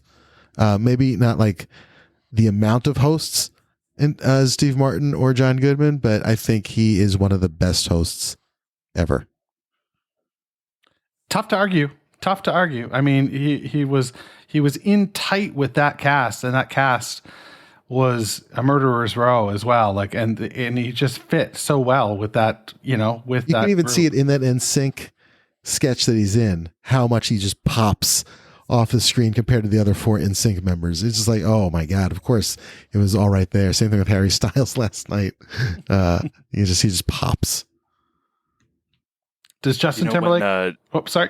Go ahead. Oh, when Justin Timberlake first hosted, it really made me angry because I was jealous because he could dance, he could sing, he's good looking, he gets these beautiful women, and he's good at comedy too. Like that's not fair. Like I was just blown away by how good he was, and at the same time I was like, man, like does he just have to be talented at everything? Could he go into the major leagues and hit 30 home runs tomorrow? Like what can't And Justin Timberlake? A good impressionist on top and he's of a that. pretty good impressionist. You know what? I'm halfway regretting not putting Justin Timberlake on my ballot. I really am. If I had a number 16, he would be, for all the reasons that you mentioned.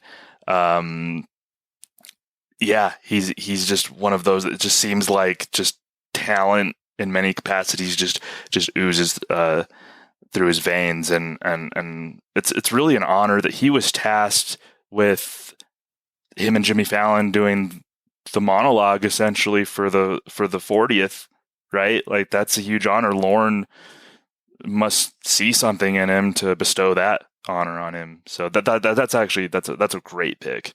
Mm-hmm. So I wrestled with that one, but if you are counting, I have 2 votes left. I'm holding one for Franklin Davis, but I'm going to give that last one to JT Yeah. for all the reasons that you've listed. Nice. I rewatched when he first hosted. I rewatched it many times because it was so funny. And to your point, Thomas, like, can he do everything?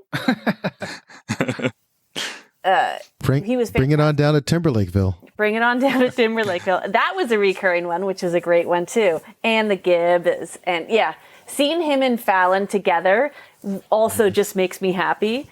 All of their, like the camp, when they're in the camp cabin, like in the beds and stuff, like all of those, yeah, so funny.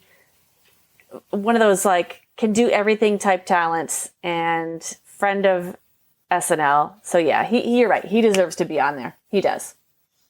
Excellent. I I love have the one drama. vote left and I'm holding it. Yeah. I love the... I know. Dave could sell ice to an Eskimo here, huh? This is great. Way to go, Dave. Unfortunately, it's only in the SNL metaverse. Fine with me. All right. Kirstin, you're up. Well, I have, for your consideration, John Goodman. Huh. I wish John Goodman, and I was appearing with as much frequency now as he did then, because he is also one of those folks who is just so game for whatever they put forth. And I remember, Linda Tripp, obviously, but super fans. And I mean, I think he showed up recently recently-ish as Drunker Uncle, I think. Yeah. Also someone with a lot of versatility who will surprise you with what he kind of pulls out. And for the reason that he's number 3, I think, on most hosted lists. Is that right? Yep. He has to be considered just for that alone, that he's been on that many times and he's done such a quality job each time. I really hope that he comes back soon. It would be great, yeah, because he owned the 90s. He was there every year of the 90s, basically. Yeah. Yeah. Yeah. And I think Lorne, he doesn't have weeks off necessarily, but I think when he books somebody like John Goodman, he just, there's less pressure. I think he probably feels less pressure that week because he knows that the show is in good hands with someone like John Goodman. And that really says a lot about a host, where you could just come in, you know what the hell you're doing. You can fit in with the cast. You're willing to dress up, do crazy characters, play with the cast. He's willing to, just be a more subtle focus. A lot of hosts maybe feel the need to be the center of every sketch. John Goodman doesn't. A good example, I think, is the McLaughlin Group, which is a wonderful sketch that any new SNL fan needs to go up and look up. The McLaughlin Group, Dana Carvey, and whatnot. But John Goodman was in that sketch, but he just kind of played the straight man who had good timing, good delivery. Goodman could just give you whatever you needed out of a host, and he does make my list. I have John Goodman on my list. Excellent. Dave? John Goodman was the hardest cut for me. He's the only one that I really struggled with not including because he's got a lot of the prerequisites. He's hosted so many times. He's so good at it. He's got recurring characters. He like Linda Tripp. He's got a recurring role in Bill Brasky. Like he seamlessly fits into other people's sketches as if he could be a cast member, which I think he did audition very early on, but he could have easily been a cast member because he's so good at the art form of sketch and playing. It's still always John Goodman. He's not slipping into characters. He's John Goodman with the wig, or John Goodman with the bald cap, or John Goodman dress, or whoever John Goodman is. But he's so much fun and such a charming performer. I really enjoy him, but there's just 15 other people or musicians that I just thought had contributed just a little bit more. Certainly second ballot next year for sure. John Goodman should be making it. Hopefully, but did not. So Justin Timberlake was my toughest cut, and John Goodman was your toughest cut. So it kind of like the universe kind of balanced out the hosts right there, sure. I think, in some way. All right. Thomas, you're up. All right. I want to talk about a writer who's on my list, and that would be Jim Downey. As we have mentioned before, it's hard for writers, especially before we knew exactly who wrote what, to really break through on the show as writers. But I think, especially given the importance and politics plays on SNL, people say, oh, SNL is getting too political. It's been political since day one. And that's because of people like Jim Downey, who have had a huge voice. And I think, we remember all those political sketches from the late 80s throughout the 90s and everything. Jim Downey's fingerprints are all over those political sketches in that era. He just had that mind to write about current events and what was in the news, and so his voice really shined through in an era of SNL where writers' voices didn't always shine through. As a bonus, he was in a couple of great sketches. The Change Bank sketch from the early 90s. Jim Downey was in that one. He was in Eddie Murphy's White Like Me sketch, just kind of briefly, but he was in that sketch too. But I think as far as writers throughout SNL history and whose voices really shine through, it's hard to talk about SNL and SNL history without talking about Jim Downey. He's a great point. He's definitely on my list too. I mean, I think he is such an important figure. I think, even Dennis Miller said he's the second most important person on Saturday Night Live besides Lorne Michaels.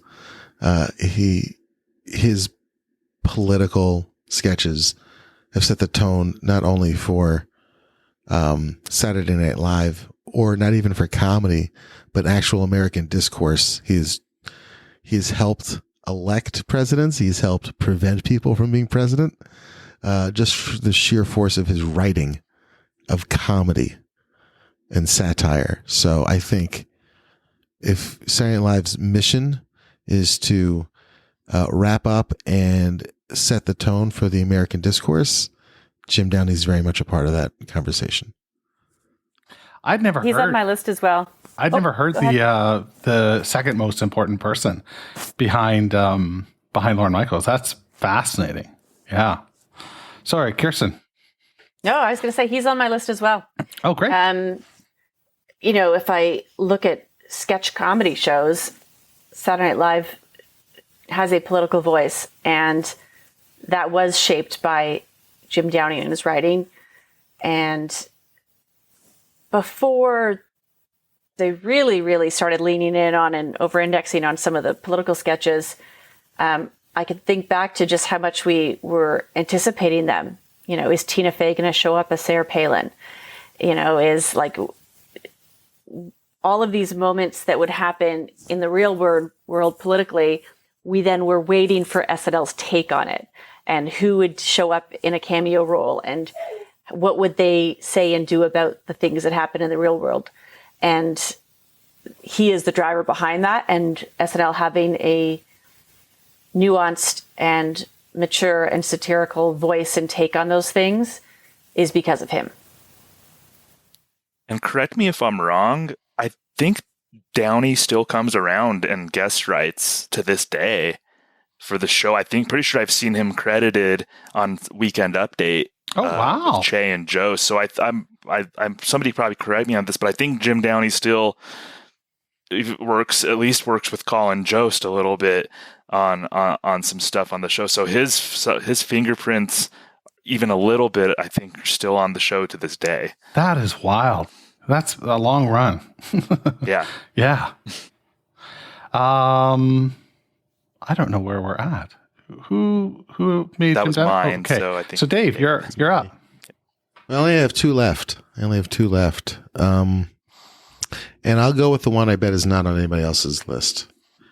And I'm going to go with Tom Petty and the Heartbreakers. Okay. As a musical guest. Simply because they've played on the show 8 times. 8 different times over the course of 4 different decades.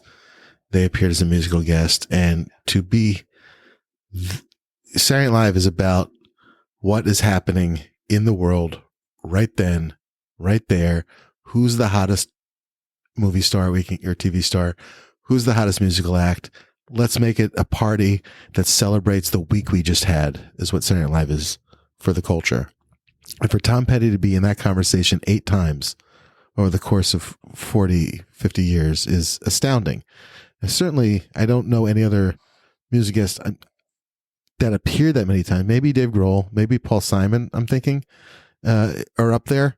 Maybe Miley, I don't know. But certainly Tom Petty, and the amount of hits that he has is an astounding piece of songwriting. I think everybody knows how to sing almost every Tom Petty song there is.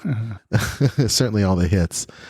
So Tom Petty and the Heartbreakers are an ingrained part of the rock and roll pop culture that Saturday Night Live has included as part of their DNA since the very beginning. They wanted the top musical acts. Tom Petty is a top musical act for the exact same amount of years that Saturday Night Live is on. Got famous at roughly the same exact time. They both broke roughly about the same amount of time, and they both had ups and downs in quality and popularity for decades and decades. So I think Tom Petty and the Heartbreakers, for me, is the only other musical act on this list that I think I would put into the Hall of Fame. Just for clarity, you're right. Paul Simon is number 1 at 10, and then Dave Grohl 8 times with the Foo Fighters and 2 times with Nirvana. So, yeah. but other than that, you're right. It's back Eminem, Kanye, and then Tom Petty and the Heartbreakers are all in that sort of clump, that 8 clump. So it's hard to find people that don't like Tom Petty and the Heartbreakers. So yeah, I throw them in there. Was Dave right? Does Petty appear on anybody else's ballot? And the Heartbreakers? I shouldn't just... No? Not on mine, but again, I didn't include musicians, but I think you make a valid case for his continued relevance throughout the decades. So I can appreciate that. Well argued. Thank you. But I'm not. I have 1 vote left. I'm still waiting for Franken and Davis in my research. So, but well argued. Well argued. And I said that I had voted for 1 musical guest on my ballot, and drum roll, Tom Petty and Heartbreakers were not. The drama. Sorry about that, Ava, to create some suspense. But no, that was very well argued. I do like Tom Petty and the Heartbreakers. Those songs just rattle in your brain like 25, 30 years plus later. Who hasn't done the Jerry Maguire thing and belted out Free Falling when they were driving? Oh, right. That's Tom Petty and the Heartbreakers right there. So that's a very well argued, if I was more prone to letting musical guests in, Tom Petty and the Heartbreakers definitely would be near the top of the list, honestly. So I think it's just a matter of perspective there.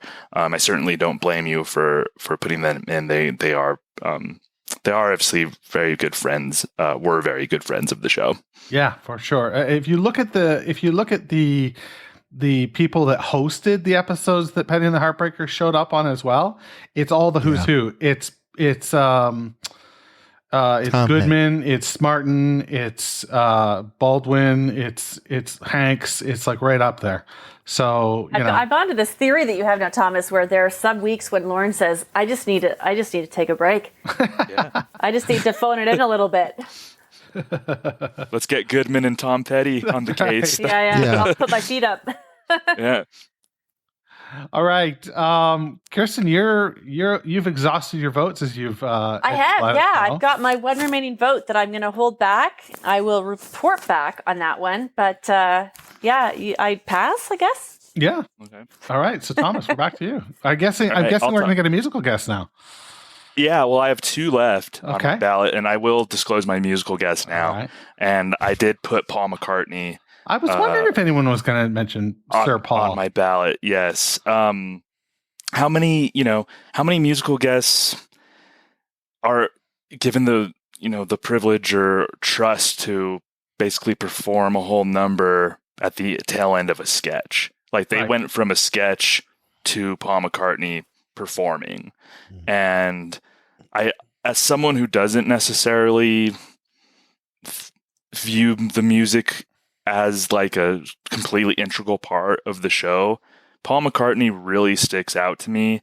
And aside from his band called the Beatles, I think that's what they're called, he is pretty synonymous with Saturday Night Live to me as well. And he's obviously good friends with Lorne. He's always around. I always hear when I hear cast members do podcasts. Recently, I was listening to Mike Myers on with David Spade and Dana Carvey, and Mike Myers was sharing a story about how important Paul McCartney and watching Paul McCartney perform on the show and after the show was to him in the 90s.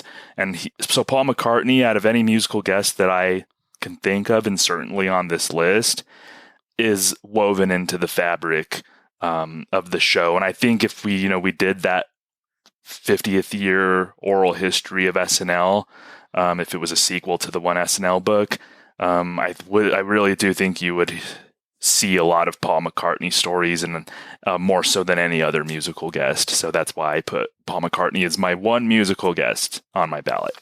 Great. And Kirstin, obviously not on your ballot. Dave, you had mentioned that you only had Penny and the Heartbreakers. So was there, what do you guys, how are you guys feeling about Paul McCartney and the legacy that he left or that he has had on the show? For me, Paul McCartney wasn't close, but not that big of a consideration for me. I think, he's in the Chris Farley show. He does that as a sketch. He pops up doing background vocals, and he's kind of fun. He's always like hanging around where the party is, but I don't think he's done the work. He doesn't even show up. If he had come in on that $7,500 thing, that if him and John Lennon actually made it down there for that and contributed to the show that way, for sure. But he doesn't show up until the very second to last episode of the original run is when he first comes on Saturday Night Live. And I just feel like he's part of the party crew for Lorne, but not like putting in the work to kind of like make Saturday Night Live something special. He's rock royalty. He is a friend of Lorne's, kind of a friend of the show. He was at the 40th anniversary party, sure, because he's Paul McCartney. So everywhere he goes, he's the king of the world. But I wouldn't put him in the Saturday Night Live Hall of Fame just yet. All right. And I understand that. Host a show, Paul McCartney. That's well reasoned. Yeah, host a show. That's true. No, that I definitely you can do it. Understand that. All right, Dave, who's your last pick? Kirstin, did you talk about Paul McCartney? Oh, sorry. Well, I'm sorry. I agree with what you said. Which is he seems like, hasn't necessarily put in the work. Great person to come for a cameo. Gets people excited. Seems like that's what he'd be remembered more for than, as you say, putting in the work. You're a cameo. If cameo was a category, he'd be in there for sure. Oh yes, guest spot or cameo. Maybe we should have some supplementary awards. Like technical awards. My last entry is the dearly departed Norm Macdonald. I think Norm deserves consideration because, first of all, I think the greatest Weekend Update anchor we had. I think he is very ahead of his time in terms of comedy, and I think there are long stretches of silence when he's delivering those jokes. But I think what Norm's genius is that he just simply told the truth. And the truth in 1997 was very hard to hear. And his comedy, he never says anything that's not true in his comedy. That's where it all comes from, is just saying the God's honest truth that nobody wants to really be talking about. And I think he was way ahead of his time on Weekend Update. And what he did was bring integrity back to that spot. Also, fantastic writer. Yeah. Wrote the Jeopardy sketches. Fantastic cast member. Wrote so iconic in so many different sketches. Also, great impressions as well, right? Yeah. A great impressionist. Yeah. David Letterman, Larry King, people you just wouldn't expect. Burt Reynolds, for him to just be like popping out like, I do these, and just Tarantino. Tarantino. Yeah. Wonderful. Amazing impressionist, amazing writer, amazing cast member. And, when I'm looking at my 7 folks from the cast that I've put on there, he's the only Weekend Update. I'd put him on the Weekend Update desk in that crew as well, if they were going to form a all-star team.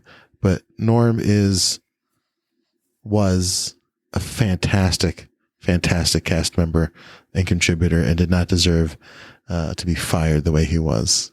No.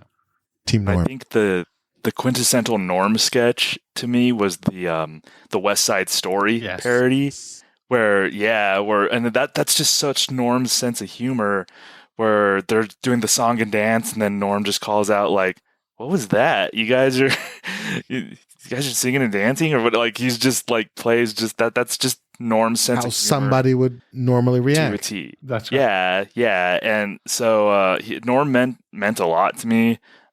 He was doing Weekend Update when I was in high school, and he validated. He was another one, like I had talked about Phil Hartman validating a part of my sense of humor, and Norm was one of those two who validated more of like the weird part of my sense of humor, and the jokes that like I just, his delivery was so funny, and the way he delivered things in such like almost a self-pleasing kind of way, but it was endearing at the same time, and even just his guest spots on like Conan and his stories that he would tell, but that all shined through in on screen at SNL too. That said, he's not on my ballot. He's one of the tougher ones for me. I mean, it's just especially with the inaugural ballot, I wish there's bunch of people who I would love to vote for. Norm was a really tough cut for me. If Jan Hooks or Poehler or Will Ferrell was on this list, they'd be getting a spot over Norm for sure. But right, so he's for sure. He's great, and I'm glad somebody voted for him, and I hope that he does get a lot of votes because Norm, as far as people in comedy, Norm really did actually mean a lot to me. Okay, Kirstin, what are your thoughts on Mr. Macdonald? Tough one for me as well. I didn't vote for him, but he is one of those folks who you think long and hard about. I do want to go back right now and rewatch a bunch of his stuff, because you mentioned some sketches that I just haven't seen in so long, and I recall them with fondness, so there's something there. And I'm going to go back and watch a whole bunch of SNL at this point, because I have a little list of sketches that you've reminded me that I need to see again, and I'm going to go and get into that rabbit hole. So he's not on my list, but I appreciate everything you said, and I do think it's a tough one also. And he uses a polarizing sense of humor more so than most people on that show. So I do hope he gets some votes, but I also understand why some people might not vote for him. Kirsten, if you want to, if you're going to go back and watch some old Norm sketches, this sketch gets panned, but you should go back and watch it. It's the polar bear sketch from season 20, the polar bear cage. It's with him, Tim Meadows, Jay Moore, Chris Farley, and Adam Sandler. And it's chaos, and it's perfectly Norm Macdonald's sense of humor. He wrote that sketch too. So polar bear cage. Go watch that one. I don't know if Jamie and Dave know what I'm talking about. That's kind of a classic Norm one. And I was going to throw out the one where Sylvester Stallone saves him from a car accident as well. If you were in a car accident and Sylvester Stallone came to save you, you would react the same exact way. Exactly. I'm very excited. A tough cut. Jeez. Yeah. See, I'm going to have to watch all of this and then re-record this, you realize, because this may change a lot of things. All right. So we've got one left, and I think it comes from Thomas. Yeah, so this guy's actually maybe a somewhat of a spiritual precursor to Norm. I wanted to have someone who was a little out there, a lot out there, and weird. I'm a fan of Will Forte, oddball sense of humor. So Michael O'Donoghue is one that was on my ballot, and I think just for a lot of the reasons that I've said about other writers, that he had such a distinct voice on the show with all the out there stuff that he did, and I know he was really instrumental just in the writing room in general and behind the scenes. But I think he made it. He kind of set the tempo for the show that it was okay to take chances and have oddball humor and be a little weird. Some of the stuff, I mean, there's even a couple of O'Donoghue sketches that I don't quite enjoy or resonate with because it's just so weird. But I do respect somebody like him taking those chances and injecting his own brand of humor into it, and Lorne being okay and giving the green light for that stuff. And I think then you see, Will Ferrell did a lot of weird sketches, like mentioned Will Forte. He made it okay for future cast members and writers to maybe take some of those oddball chances. And I think he's important in the SNL discussion. So Michael O'Donoghue is my final one. Great pick. Yeah, Wild Swings, right? Yeah. Somebody who just took wild swings, maybe a little too dangerous for the show. But I digress. Is he, he's not on either of your lists, but why does he not appear on your list? I suppose would be the question in this case.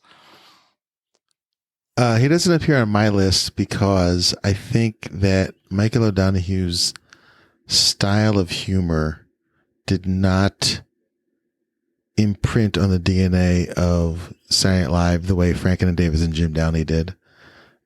He tried, and I'm not particularly a fan of Michael O'Donoghue's sense of humor.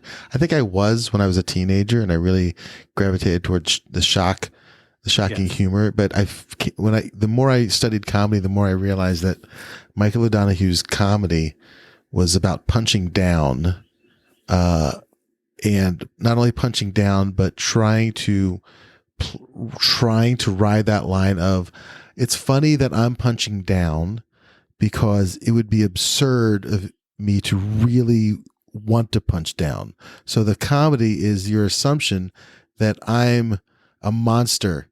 Ha ha ha ha. But really, you're just punching down and being a monster. And I don't know you well enough to know that that's a silly assumption of me that you're a monster. And I think it did a lot of damage to American comedy in the 80s into the 90s until I think Tina Fey shook us loose of that a little bit. And I think that I don't think that his style of comedy is as pervasive as it is today in the show or in comedy. And I kind of died down about 20 years ago. So I don't see his imprint. I see his imprint on the early shows. I don't see his imprint on later shows after him. And I'm not really a fan of the sketches he wrote. Yeah. So there you go. Well, that explains it then. That does a pretty good job of explaining it. Kirsten? What he said. That's totally That was really fair. well articulated. Yeah, it was really well articulated, and you very much captured what I would have struggled to express. I think you nailed it. I think that's exactly why I wouldn't have voted for him, and you've kind of validated that's why I don't think he's worthy of the Hall of Fame. Yeah. The best writing I think he did was he did a show in, I want to say it was 82. They brought him back for the 82 season, and he wrote up until Christmas. And that Christmas episode was hosted by Bill Murray and the Spinners. And in that show, you could tell it's Michael O'Donoghue's last show, because there's a lot of thumbprints that he put into that show of him saying, "Fuck you, America." I'm sorry, Jamie. I don't know if I'm allowed to curse that's fine. But you can kind of see how good he could have been had he had something to actually say, rather than just wanting to shock the audience into hurting Middle America. Oh, I'll have to watch that episode. Oh, there's so much. Do we know what he did afterwards? Like, did he get a chance to mature into that type of comedy? He tried to write it, in books and TV shows, and nothing really took off. And he died of a brain aneurysm, I think, in the 90s. Sad. His biography is fantastic, though. I would definitely read his biography, because it's a fascinating story of where all that anger comes from and how he channeled that. Isn't there a movie as well that I'm positive I watched that movie that's like a Lampoon movie? It's like Yeah. Will Forte is actually in that. Yeah. Yeah, he's actually in that movie. I forget who plays Michael O'Donoghue. Yeah. Yeah, but do a good he's job. definitely featured in that movie. It's really It's a good. good movie.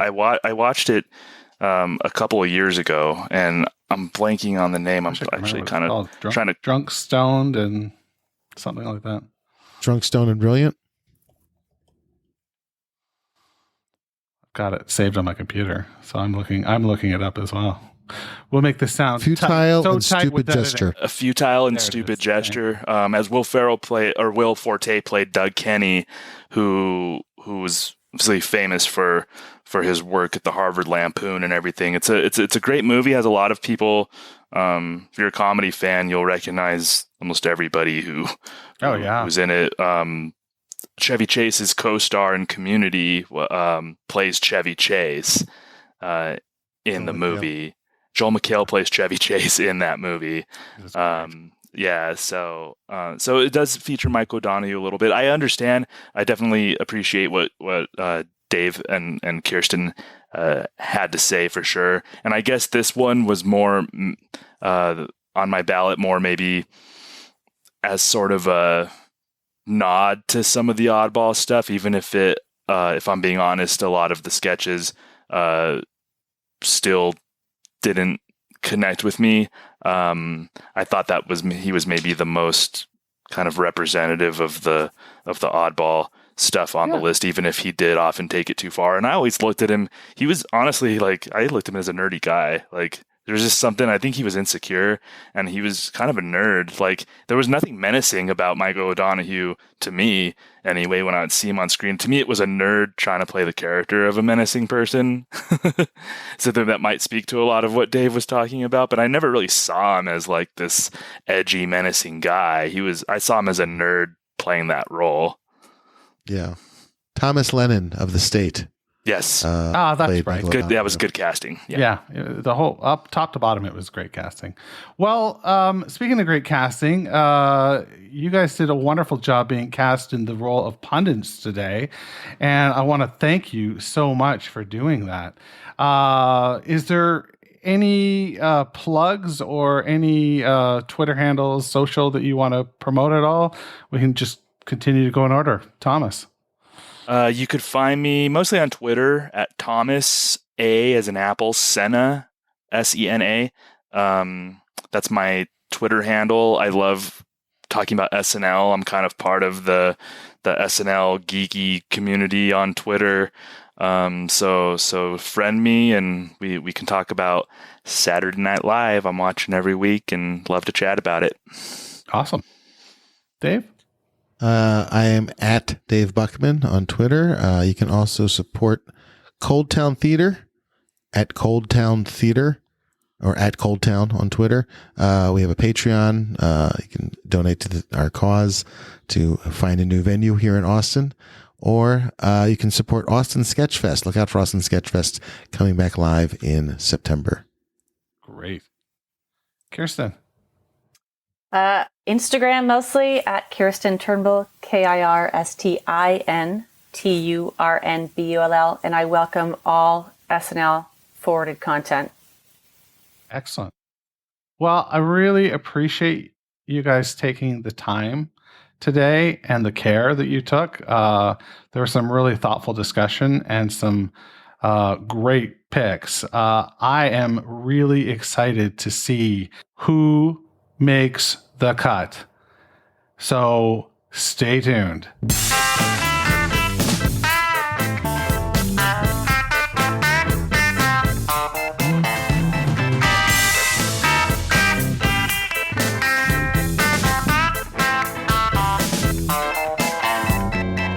All right. I want to thank Kirstin, Dave, and Thomas for joining me in the final 3 of 3 Pundit Round Table of the first season of the SNL Hall of Fame. That means there's only one thing left to do, and that is to elect our first class. So, if you haven't done so already, please go to snlhof.com, click on the voting tab, and click on that big vote button, and then do your stuff. We want to make sure that everyone has a say and everyone has a vote. This is your Hall of Fame. This is the SNL Hall of Fame.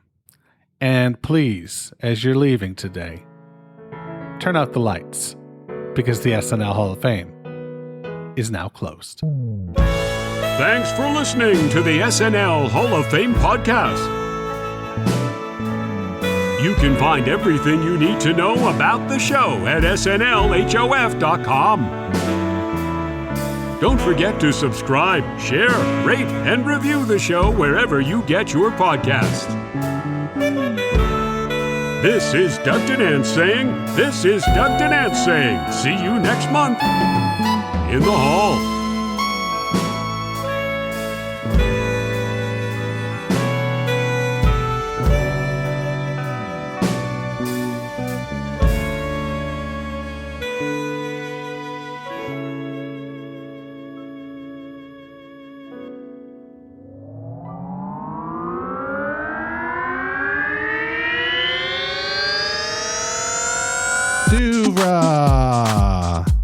Podcasts and such.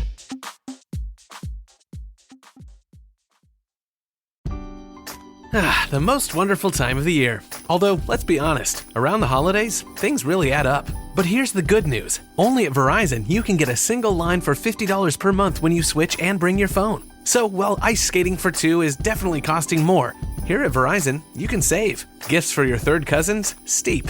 A single line with Verizon? Not so steep. A real tree? Pricey. A single line with Verizon? Less pricey. Flights to see Mima and Pops? Those are up. A $50 per month single line? That's down. Even a trip to the Atlanta Holiday Market will cost you more. But with Verizon, you can switch and bring your phone for just $50 per month for a single line on unlimited welcome, with autopay plus taxes and fees. All this to say, during the holiday season, when everything is costing more, you can get more for less right now at a local Verizon store. $15 monthly promo credits applied over 36 months with a new line on unlimited welcome. In times of congestion, unlimited 5G, 4G LTE may be temporarily slower than other traffic. Domestic data roaming at 2G speeds. Additional terms apply.